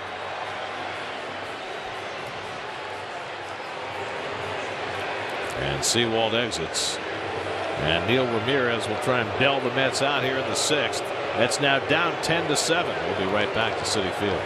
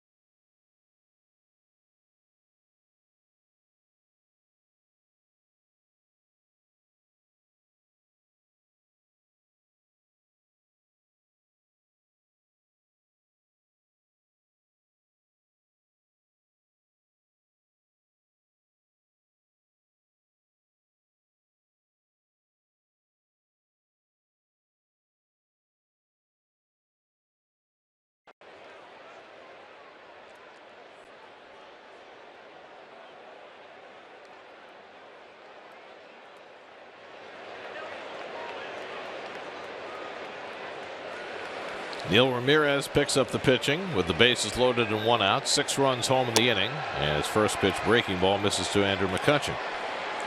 Well, the numbers aren't great for Neil, but he has to try to stop this bleeding here in the 6th. Last outing night before last against Milwaukee, he worked 2 hitless innings, but he walked 3, and walks have been a big problem for him. And he's brought in here with the bases loaded. Not the ideal combination.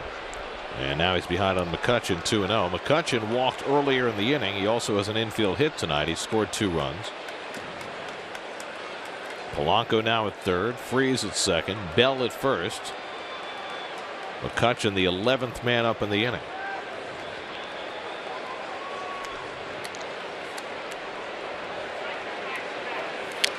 And the way this inning is going, Elias Diaz, who began the night with 1 career run batted in, might be looking at a Mark Whitten kind of a night. You're right. I mean, think about that. Guy has 1 RBI in his career. He's already got 6 tonight.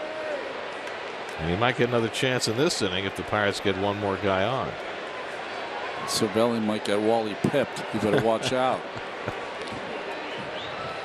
McCutchen hits one out to right center. Back in the gap goes Bruce. Onto the warning track to make the catch. Tagging and coming home is Polanco with the 7th run of the inning. It's now 11-7 Pittsburgh on the McCutchen sacrifice fly. 2 out.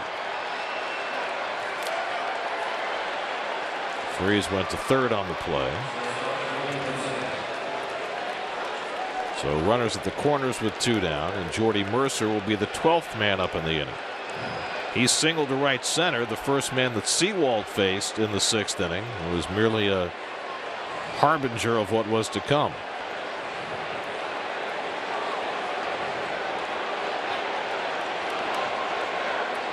Second biggest inning against the Mets this year. The Brewers put an 8 spot on him in Milwaukee.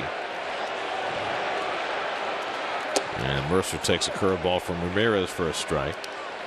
Mercer's 1 for 3 tonight. He's been red hot with the bat. .415 over his previous 10 games. 11 runs and 10 hits for the Pirates. 7 runs and 8 hits for the Mets. A proliferation of big innings. And a curveball for a strike, and it's 0-2 to Mercer.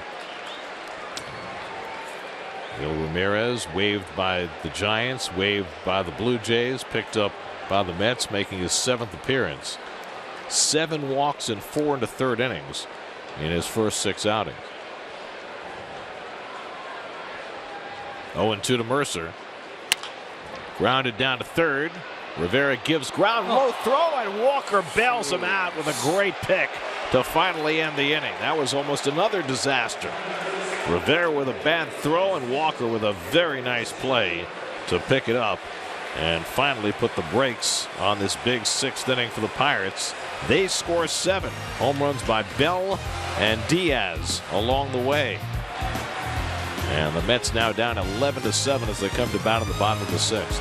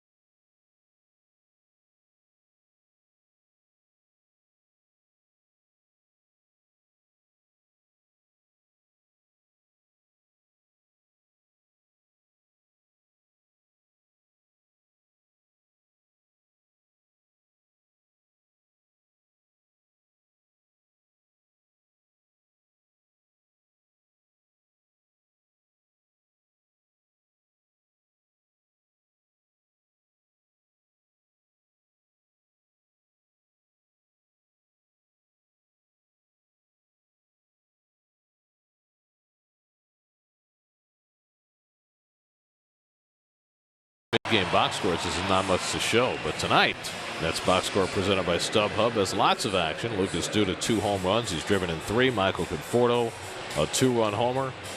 We'll save you the Pittsburgh box score. Well, that's later. A 5-run 5th for the Mets to go up 7-4, followed by a 7-run 6th for the Pirates. Garrett Cole out of the game after 5 innings, gives up 7 runs, has a chance to win. Wade LeBlanc, the first man out of the Pirates bullpen. We first saw LeBlanc when he pitched for the San Diego Padres as a starter. He's moved around a lot. University of Alabama pitcher, Roll Tide. And here into kind of the long man for Clint Hurdle. In to face Curtis Granderson, who's 1 for 2 tonight. So Cole went 5. Allowed 7 runs, 8 hits, 2 walks, 6 strikeouts, a wild pitch, and 3 home runs. So the Mets hit 6 home runs in 10 innings against Cole in his 2 starts these last 2 weekends. And he could get a win out of one of them. Yes, he could. Yeah. Granderson, d'Arnaud, and then T.J. Rivera for the Mets in the bottom of the 6th. Against LeBlanc, whose average fastball velocity is below 87 miles per hour. And he has moved around. Now with his 7th major league team. Started out in San Diego as a starting pitcher and had some early success. But then he went to Miami and Houston and the Angels and the Yankees. Seattle, now in his 2nd year with the Pirates. And Granderson lays off. 2-2.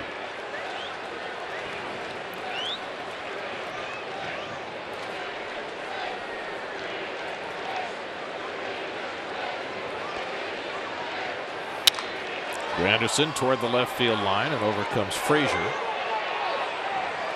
1 out.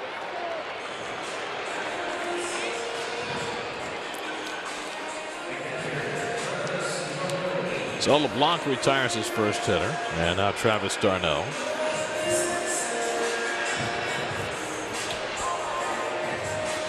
You usually don't see these kind of games. The Mets, after 2 home runs in that inning, it's almost like that momentum. It's just one in their dugout. And, game should be nice and tidy, and it's been anything but. Pitching means everything, doesn't it? It does. So here is the battle of the francophone last names, LeBlanc and d'Arnaud. I think Travis's last name is technically Belgian. Belgian. LeBlanc, who is from Lake Charles, Louisiana. That's how they roll down there with the little Cajun sound with the LeBlanc. See, he's got the small uppercase E as opposed to the lowercase E. That's right. Whereas Travis has the lowercase D before the apostrophe. Which is really just an upside down P, but still different strokes. I mean, in French, it's the white, and it would be a small L in front of the E. Right. Yeah. But I guess they didn't want to create a special letter. See, for the small D, you don't have to create a special letter. You just flip the P upside down. That's right. That's lined into center field, and d'Arnaud has another hit. So Travis now 2 for 2 and a walk. Well, Miami or Pittsburgh, you got to get d'Arnaud in the lineup. Raking against both of those organizations. Bullet up the middle.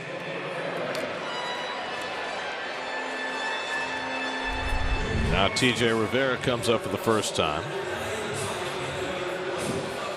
T.J. came in a double switch during that long top of the 6th.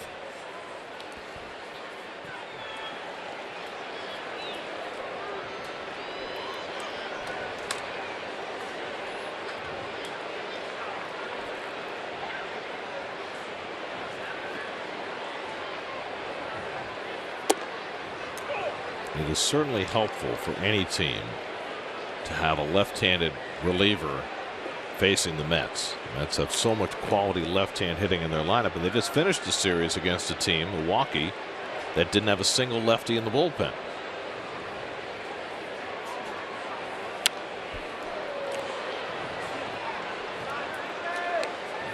Let's answer our Verizon trivia question. Last Pirate to win 20 games.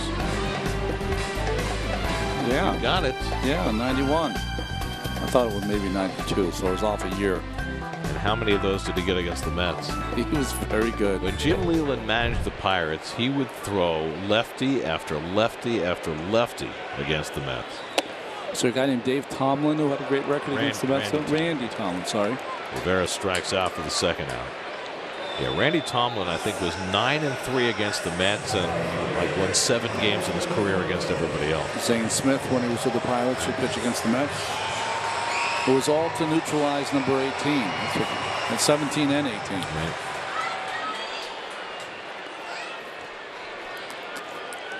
Well, LeBlanc in the game to try and neutralize number 30, who has swung the bat better against lefties this year.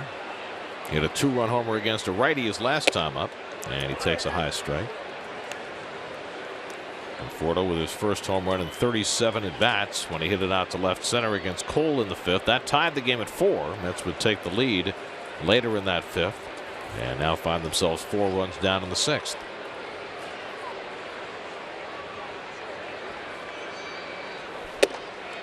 And LeBlanc ties him up with that 86-mile-an-hour fastball, and it's 1-1. It's a pitch very rarely seen from a left-handed hitter, a fastball in from a left-handed pitcher. Very effective. Not used often, though.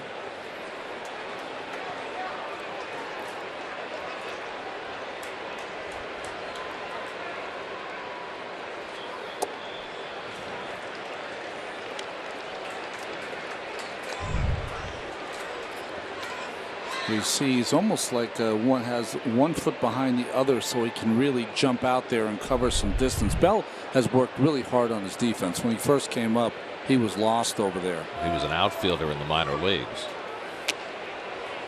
and has really had to learn to play first base on the fly. And he's got kind of that 45-degree angle. So he has really, and in this game he shouldn't anyway, especially with d'Arnaud on base. I mean, he's not in any position to tag a runner if you try to pick off play. LeBlanc has a good move too, but certainly d'Arnaud not going anywhere.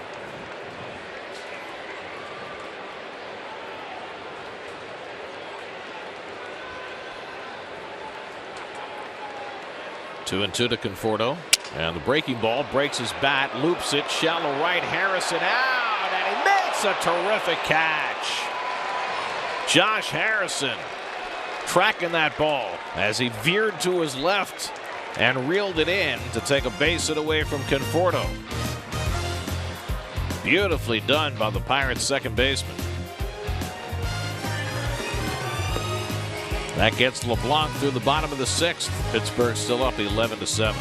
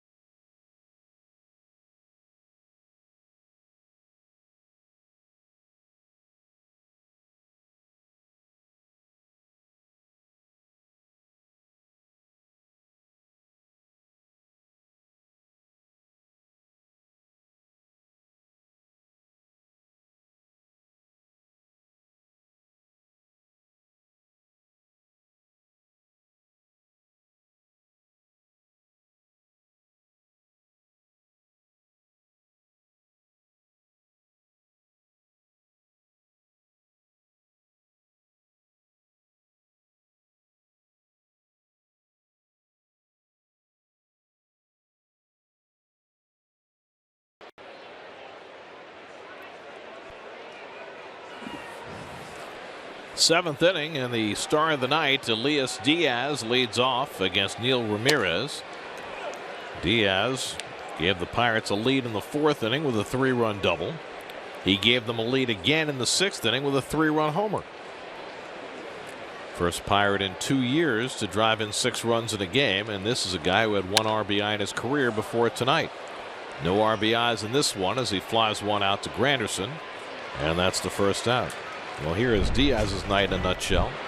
After Harvey got behind 1-0, looks like a slider that hit off the wall from Diaz, and then the sixth inning, another breaking pitch. Well, maybe not. Sewald was trying to come in, with the fastball, and never got it there. Impressive. So Diaz retired to start the 7th, and now Phil Gosselin, who was just called up today by the Pirates, will be a pinch hitter. We've seen Gosselin before as a Brave and a Diamondback. He was up earlier this season with the Pirates at 138, and he takes the curveball high from Ramirez. So both he and Maroff have been up already once this season. They sent Gift Ngope back to the minor leagues, and they designated for assignment Alan Hansen, whom we saw last weekend. Gift has got to stay just for the name alone. He'll be back. Okay. He's a good defensive player, good speed, just has to work on his hitting. That's right. First ever player from the continent of Africa to make it to the big leagues. It's from South Africa, right? Yes. Well, it may be ugly, so you might want to shield your eyes, but here's People's United Bank's tonight's starters. 13 runs between them in 10 innings. Here's the thing about Garrett Cole. Yeah. He has a chance to become the first Pirate starter in 13 years to get a win when he allows 7 runs. The last Pirate starter to win a game when he allowed 7 runs was the guy who would later pitch for the Mets. And like Garrett Cole was the #1 overall pick in the draft, Chris Benson. Oh, okay. Strike 3 called, so Gosselin is caught looking for the second out. Let's check in with the studio. Taylor Rooks has another game break brought to you by the New York State Department of Health.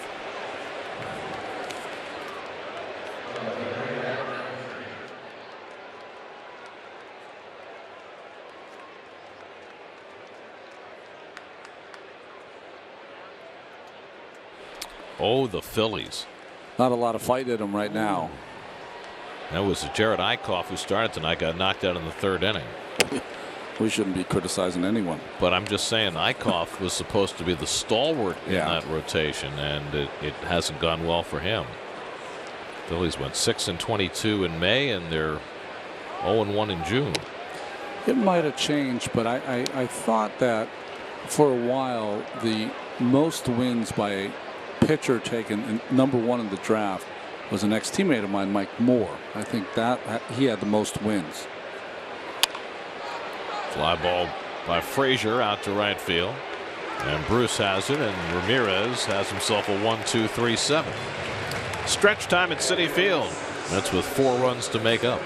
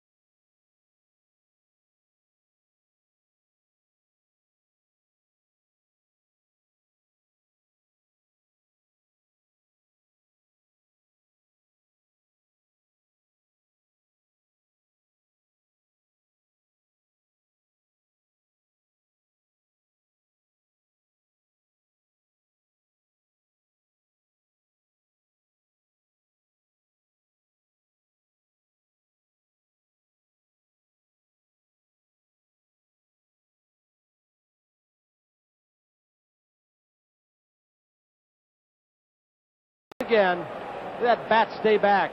Cock. Now a trademark hitting off the front foot. Look at that right foot, the rear foot, a foot off the ground, something that is not advisable as a hitter. Not advisable as a hitter to have your back foot off the ground, really? He only got 3,000 hits that way. That's right. Of course, that was the great Roberto Clemente. Was that Tony Kubek doing the I think so. There? More on Kubek Sunday. Meanwhile, Juan Nicasio on to pitch for the Pirates in the 7th. Was in 52 games last year for the Pirates. 12 of them starts. Won 10 games starting in out of the bullpen. That's Dribble Cabrera leading off in the home 7th. Tonight's quote of the game presented by Investors Bank. Banking in your best interest. Vin Scully said Roberto Clemente could field the ball in New York and throw at a guy in Pennsylvania. That's a great line. Of course, Clemente was in the Dodgers farm system. And in the 50s version of the Rule 5 draft, the Pirates took him, much to the Dodgers' dismay. Clemente, 3,000 hits. Of course, passed away that winter in a horrible accident. 240 home runs as a Pirate. That is 3,000th hit against the Mets. I think it was against John Matlack. It was. At the end of the season in '72. Ground to the right side, and Harrison throws out Cabrera for the first out. And then that New Year's Eve a mission of mercy to Nicaragua, where they had suffered a massive earthquake. A small plane overloaded with supplies went down shortly after takeoff from Puerto Rico and took from us one of the great superstars of the game at age 37. He really had his coming out party in that 1971 World Series. I mean, he had played in the World Series in 1960 with the Pirates. Right. And maybe should have been the MVP that year. Dick Rode won it. But it was in the '71 series when every game was, you know, so front and center. And he just had a fabulous series and really got to show off what he could do. Well, you know, this game was supposed to be entertainment. And he was a big part of that, watching him play. He was not by any means the first Latino star, but he was the Latino superstar that everybody could relate to. Became a household name. Yeah.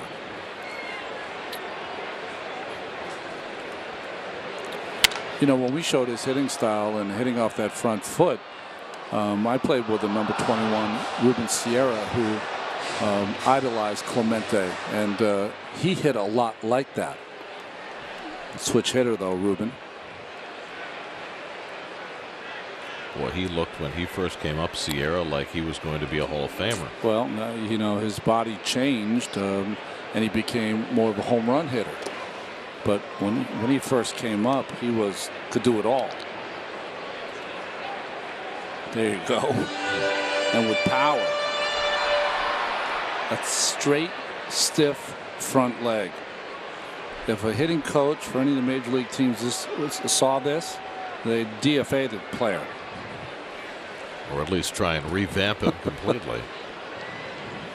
Bruce goes down swinging on the slider from Nicasio, and there are 2 out. 12 Gold Gloves. World Series MVP in '71. National League MVP in '66. No batting gloves, just like our number 17. And the hat under the helmet. Yeah. It was something you don't see anymore. Didn't Willie Mays used to fold his hat and put it in his back pocket, right? And then unfold it when he got on the bases. Well, back in those days, you had to wear a helmet at the plate, but you could take it off when you ran the bases and wear your hat running the bases. And it changed in the 70s. Neil Walker had an RBI triple his last time up. A ball misplayed by Polanco in right field. It seems like a different game, but at the time it gave the Mets a 5-4 lead. It was only 2 innings ago.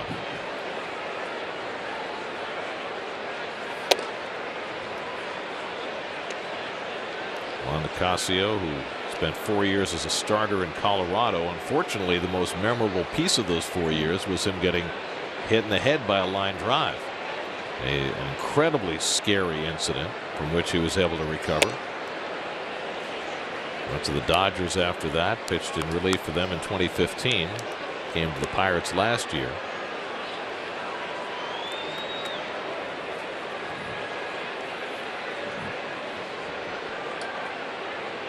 And off to a very good start this season.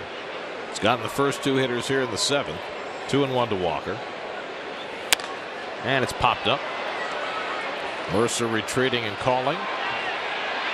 And that retires the side. So Nicasio comes in, throws a 1-2-3 bottom of the 7th. That sends us to the 8th with the Mets down by 4.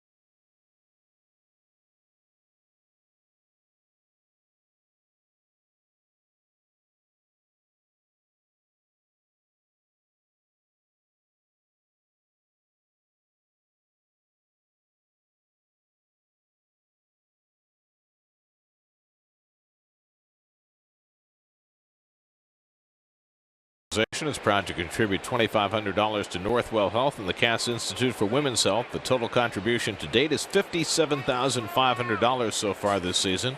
Visit northwell.edu/cats to learn more. 8th inning, Josh Harrison leads off.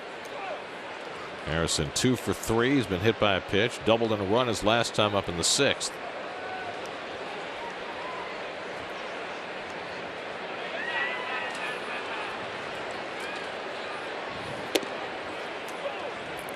Tomorrow night's game is on national TV. We're back with you Sunday afternoon for the final game of the series. Tyler Pill will make his second start. Our coverage begins 12:30 Sunday afternoon right here on SNY.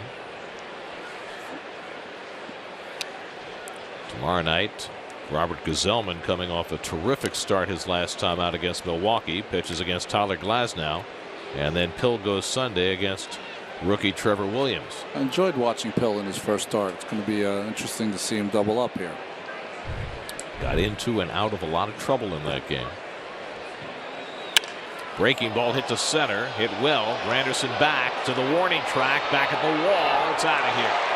Josh Harrison with his 7th home run of the year, his 3rd hit of the night, and the Pirates extend their lead. It's now 12-7.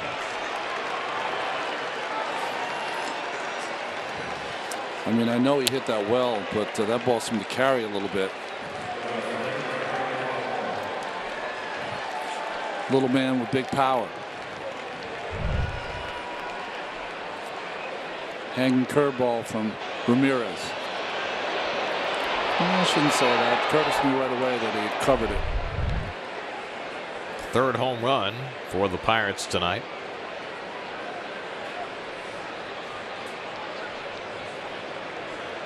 And now Gregory Polanco, who's 1 for 3 and a walk. It's the 5th time this season that the Mets have allowed double-digit runs in a game. Last year, the entire season, they had 6 games that they gave up double digits. Duda with the flip to Ramirez for the first out of the inning. But that's all of a piece with what has happened with this club this year. Yeah. Tonight it was Harvey going 5 innings plus, giving up 6 runs. Sewald coming in and giving up 5 runs in a third of an inning. And despite the fact that the Mets put up 7 runs and 9 hits, they find themselves 5 runs in arrears. Be your team, take them with you. Watch every SNY Mets game on the go on any device all season long with live streaming presented by Verizon. Just download the NBC Sports app or visit SNY.TV, your new home for live streaming coverage of every SNY Mets game. Rivera handles the ground ball by Freese. Another low throw by Rivera, and again, one of his teammates bails him out. Walker was able to pick one out at second base, and now Duda does the same at first to save T.J. Rivera from an error. Well, we've seen a TJ at 2 positions, really. Well, we've seen him at first base, too. I like him at second. I like him at first. I don't like him as much at third base because of the throws. So 2 out of nobody on. Now Josh Bell. Bell began the comeback for the Pirates with a leadoff home run against Harvey in the 6th, and then later in that 6th inning, he drew a bases-loaded walk from Sewald that ended Paul's night.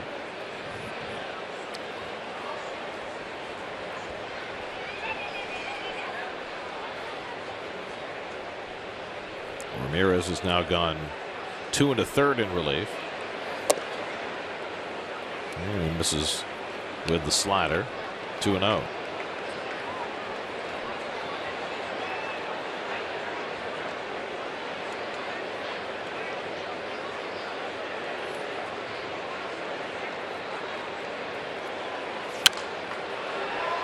It's a math equation, isn't it? Yeah.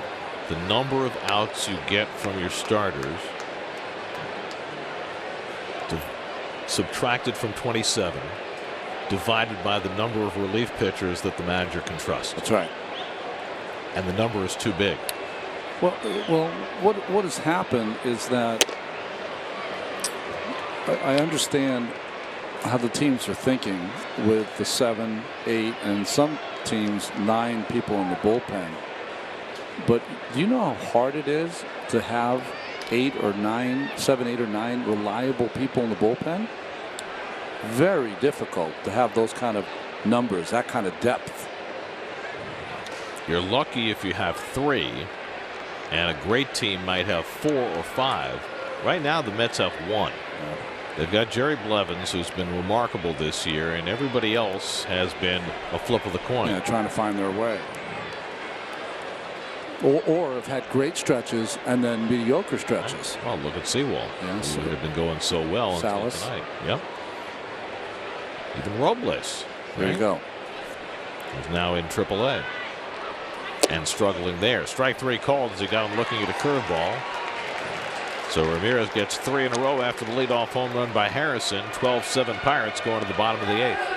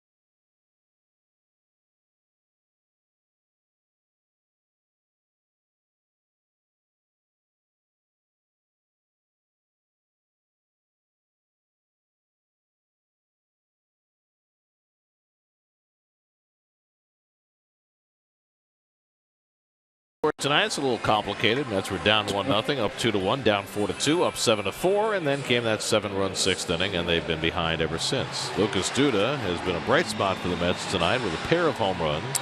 Well, he's really had Garrett Cole's number this year, hasn't he? In Pittsburgh, and then tonight caught 2 fastballs up in the strike zone, kind of middle, and didn't miss him. For more on Lucas, let's check in with Steve Gelb. Steve? Gary, during this Duda hot streak, we've heard a lot about him letting the ball travel deeper into the zone, but that's something that's more really of a mentality than anything else. Things at this velocity happen so quickly, it's just a split second longer. The physical change that Duda has tried to make is really work on keeping that back elbow tight to his hip. He says that allows him to get shorter to the baseball, and more importantly, allows him to hold up his swing for a little bit longer, and he thinks he can recognize now breaking pitches that are low and out of the zone that he might have been swinging over in the past.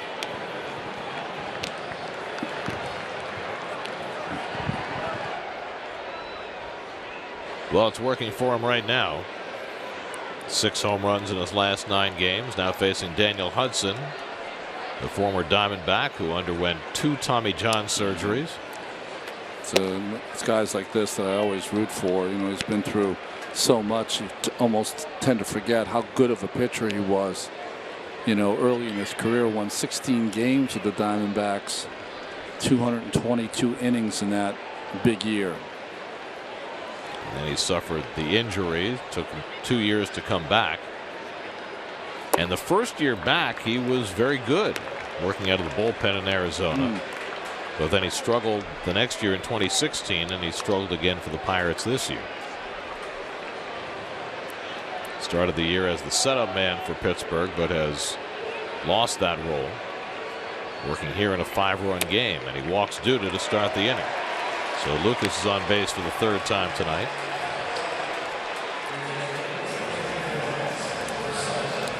SNY's Super Slow Motion is brought to you by your Mercedes-Benz Tri-State dealers. Mercedes-Benz, the best or nothing.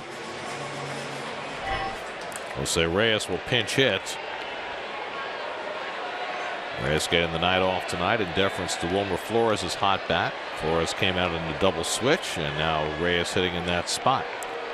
Jose trying to snap an 0 for 15 stretch that has seen his average shrink to 193. And takes the off-speed pitch out of the strike zone, ball 1. Daniel Hudson, now 30 years old, came out of Old Dominion University. Started out with the White Sox before making the move to Arizona, where he established himself. That was a strike, 1-1. Still throwing 95 after 2 surgeries.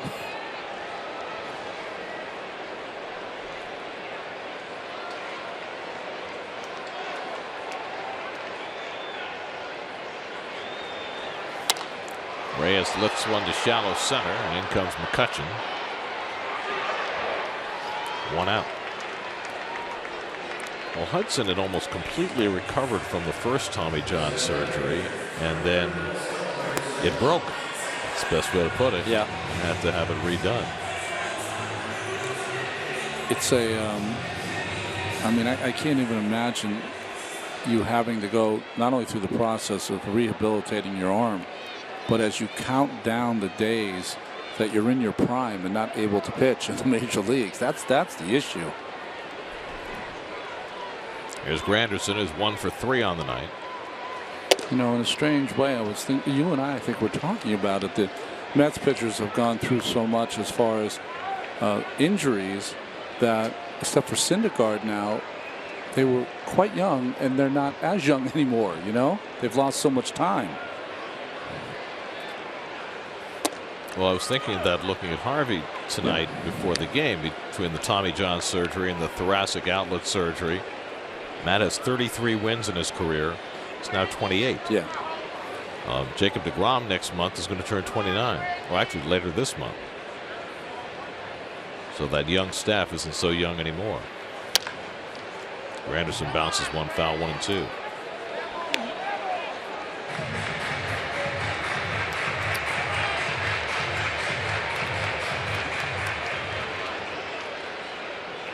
Curtis is 1 for 3 tonight. Travis d'Arnaud waits on deck.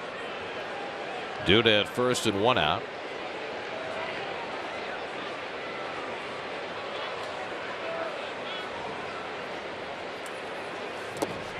And Curtis tries to lay off and stopped it in time. 2-2. Pirates bullpen has pitched well so far tonight. Wade LeBlanc and Juan Nicasio each threw a scoreless inning after Garrett Cole was touched for 7 runs in 5 innings.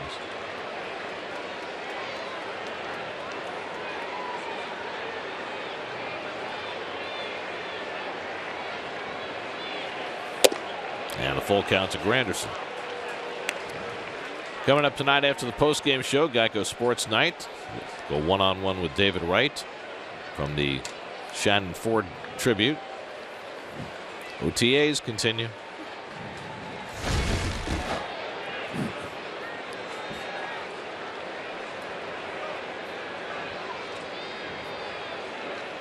Ball 4, so 2 walks in the inning issued by Hudson. So the Mets trying to fight uphill, get a couple of free passes, and now d'Arnaud, who's been on base 3 times in a row, will come up with 2 men on. OTAs, you know. When are they going to be over? So I was looking, and in no way am I comparing myself. I wasn't half the pitcher Matt has been.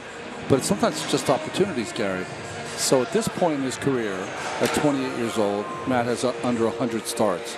At the same age, I had over 200 starts. So sometimes it's just being out there, you know, opportunities. I had more because I was able to stay injury-free. Right. It's not like you came up younger. No, you same. came up right about the same age. Yeah.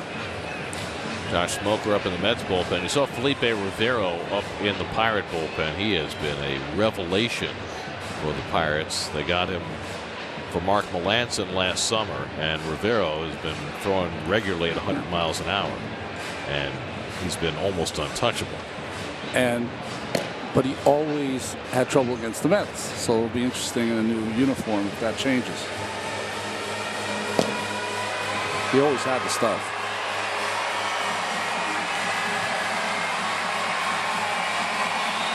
So now d'Arnaud, who walked in the second and singled to center in the 5th and again in the 6th, with Duda at second and Granderson at first and 1 out.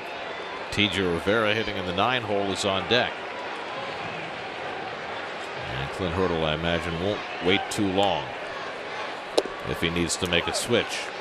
Slider in for a strike to Travis. Well, he's tried to go to this game, through this game after Garrett Cole is really an inning each for his pitchers because Nicasio was so effective in his inning.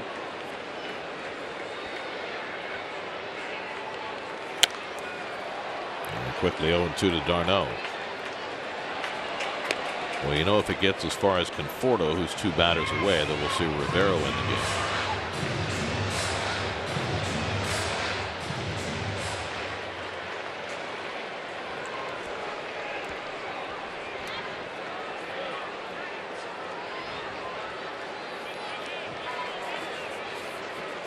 So Travis behind in the count 0-2.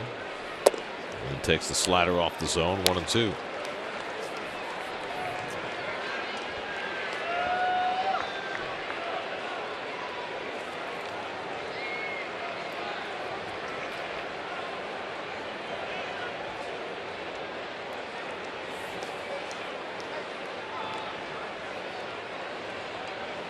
One-two coming. Little pop up. Infield fly rule is called. And that's the second out.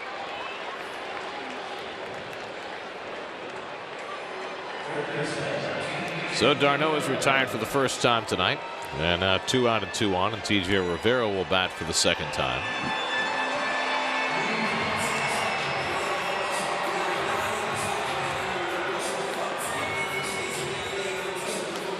TJ struck out in his only at bat.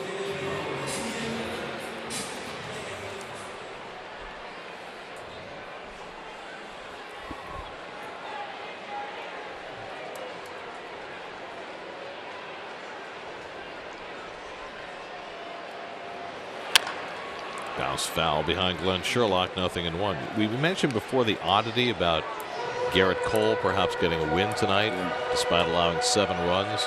He'd be the first Pirates starter since Chris Benson. Benson did that in 2004. Later that year, he was traded to the Mets. The key player at the time that the Mets traded to the Pirates in that deal was Ty Wigginton. But they also traded a player who they had just acquired in another deal. That's hit sharply and caught by Bell, side retired. Player they traded to the Pirates in that deal for Chris Benson, Jose Bautista. Oh, nobody knew who he was at the time. That's right. He was not Joey Bats yet. We go to the 9th, 12-7 Pittsburgh.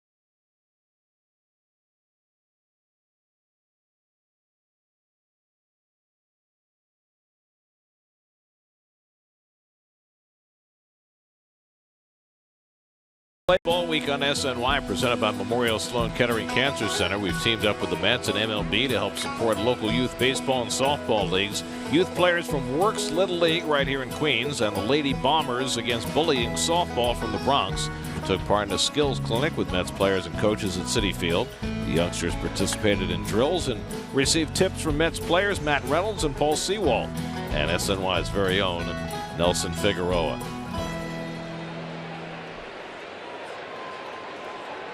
Andrew McCutchen leads off in the 9th inning against Josh Smoker. Jose Reyes stays in the game at third base. Smoker coming off that incredible 3-inning outing against Milwaukee, which netted him a 12th inning win. Yep. Popped up by McCutchen. Walker squeezes it, and that's the first out on the top of the 9th. Nice job by Neil Ramirez, who went 2 2/3. Ramirez gave up just the Josh Harrison home run in that stint, the only hit he allowed. Here's Jordy Mercer, who's 1 for 4.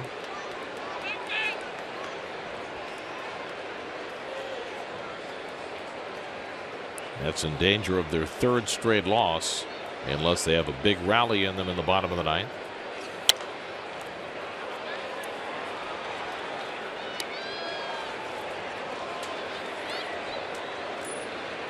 That's Robert Gazelman going tomorrow night in the 2nd game of the series. They also have Steven Matz and Seth Lugo both pitching in rehab starts tomorrow night. That's lined into center field, and Mercer has his 2nd hit of the night. And presumably their probably last start, right, Gary?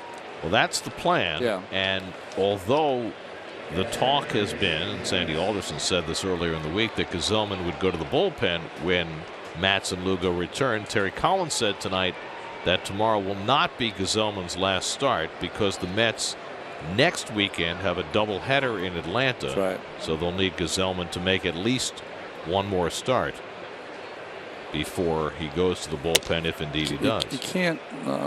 I wouldn't pigeonhole yourself into a point where you automatically say Gesellman's going to the bullpen. What if he throws 2 more gems in a row? Well, the other piece of that is you're talking about Matz and Lugo. Matz, who has been so consistently injured his entire big league career, and Lugo, who when he comes back will be pitching with a partially torn ulnar collateral ligament. Yeah, and he's going to have to be watched very closely. Maybe he's a guy that you put in the bullpen where he eats up innings like Ramirez had to eat up tonight, until you can tell that, he's close to 100%. I think their fear is putting Lugo in the bullpen and having him have to warm up every other day or whatever. That would be more strain on his elbow. It'd be more strain on the team, taking a guy who's styling out of the starting rotation. But that'll be up to Mr. Gesellman. Well, I mean, you remember when Jacob deGrom came to the big leagues, he was supposed to pitch in the bullpen. And that never happened. Smoker strikes out Diaz, and that's the second out. Well, when we're done here, you know what happens? We go right to the studio. Nice. Where Gary Apple and Nelson Figueroa will be standing by to explain everything that has happened for the last 3.5 hours. Well, I know we've done a poor job of it here, so guys, do figure it out. WB Mason post-game live on its way once this game is concluded. Now Jose Ozuna is pinch hitting.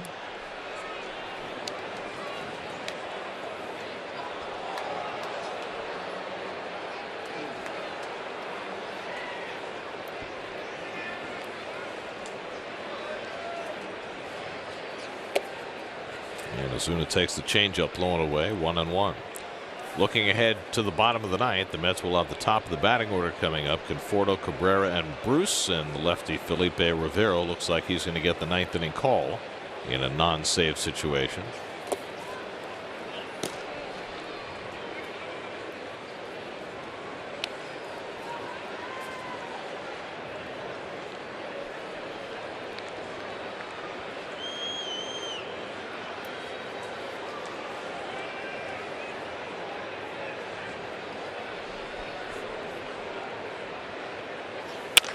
Smack toward the hole and a base hit for Ozuna.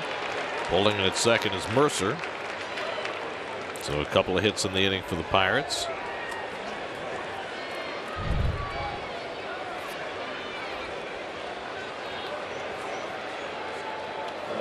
"13 hits on the night for Pittsburgh."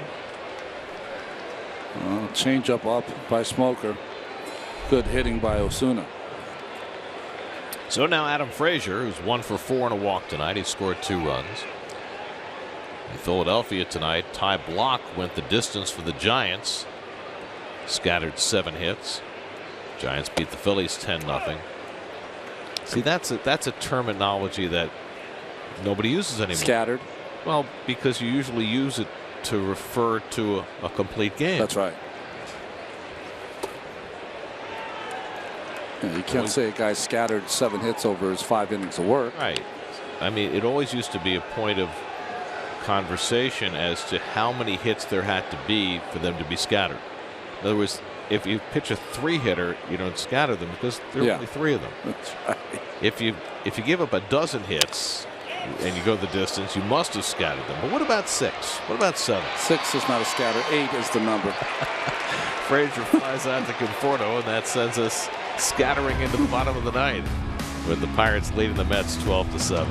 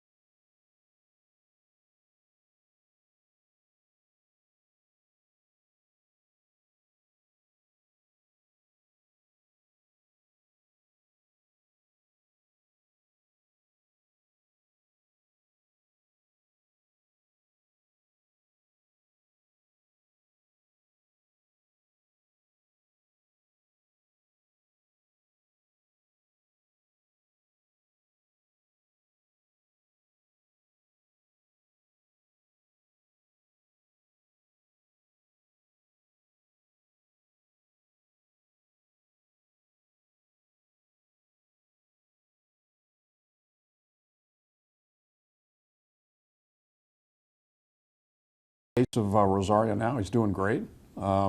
He's done it for a month and a half, and we'd like to see a little more of that before seriously considering a promotion.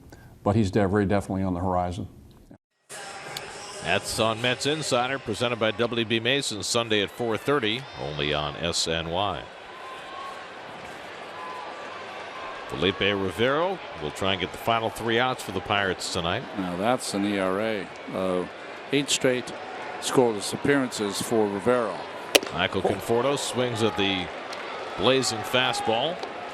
0-1. Michael's 1 for 4 tonight, a 2-run homer back in the 5th, his 14th of the year. One of 3 home runs the Mets have hit tonight. Lucas Duda has the other 2. But the Mets find themselves 5 runs in arrears with only 3 outs to play with, and 101 miles an hour from Rivero gets them ahead 0-2. Whoa.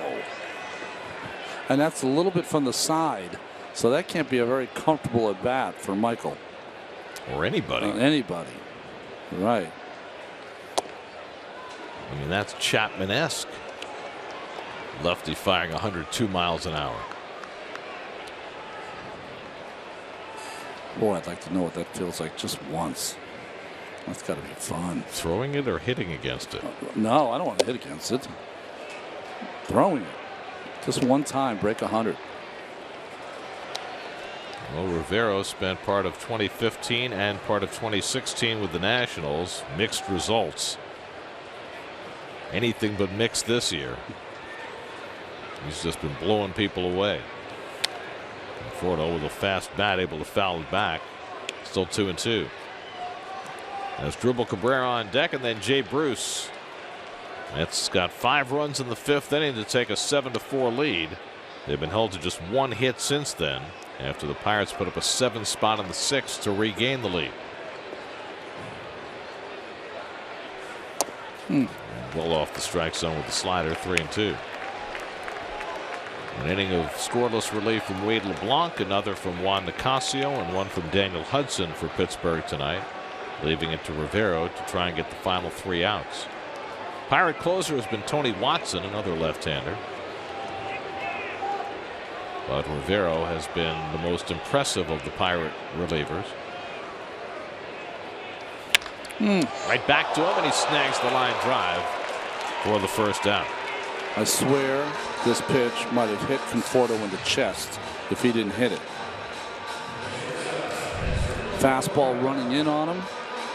No, it caught the plate, but also the label of Michael. So 1 out and nobody on. Now as Dribble Cabrera, who's 0 for 4 tonight.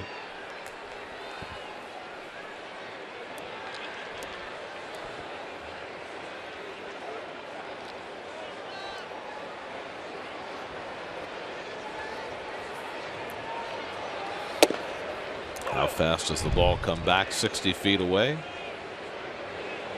Throw it. Catch it.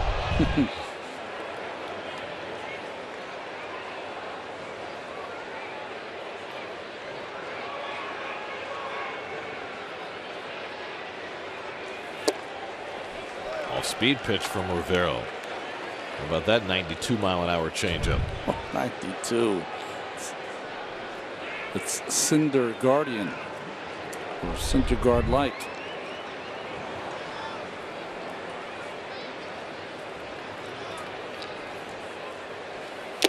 And on 3 pitches, he takes care of Cabrera for the 2nd out.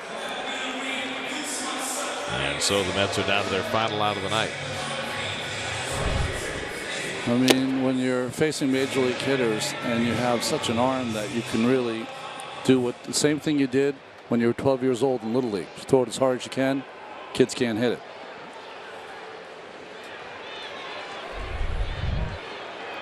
So now Jay Bruce with 2 out and nobody on.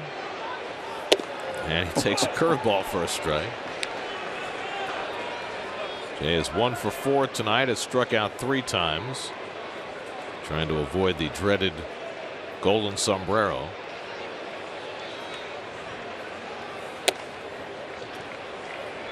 One and one.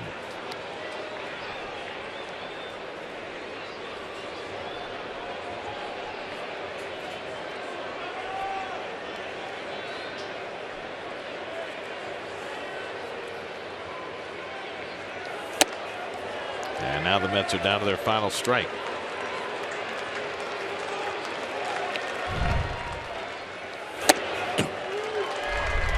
I don't think I've heard Diaz's glove make a sound all night until this 9th inning. It's popping now. Grounded down to first. Bell handles it, and that'll do it. The Pirates, on the strength of 6 RBIs from their little-known catcher, Elias Diaz, a late addition to the lineup, overcome a deficit and defeat the Mets 12-7 to take the opener of this weekend series. Well, early in this game, it looked like the Mets had a lock on this ball game, but then the Pirates started hitting, first against Matt Harvey, which they scored 6 runs against, and then really against Paul Sewald, and put up a 7 spot in the 6th inning, and that was the difference in tonight's game. Mets lose their 3rd in a row, match their season low by falling 7 games under 500, as the Pirates outscore the Mets 12-7. Tonight's game summary presented by Tri-State Buick. Elias Diaz had 1 RBI in his major league career before tonight. Now he has 7. We'll come back with more from Flushing in just a moment.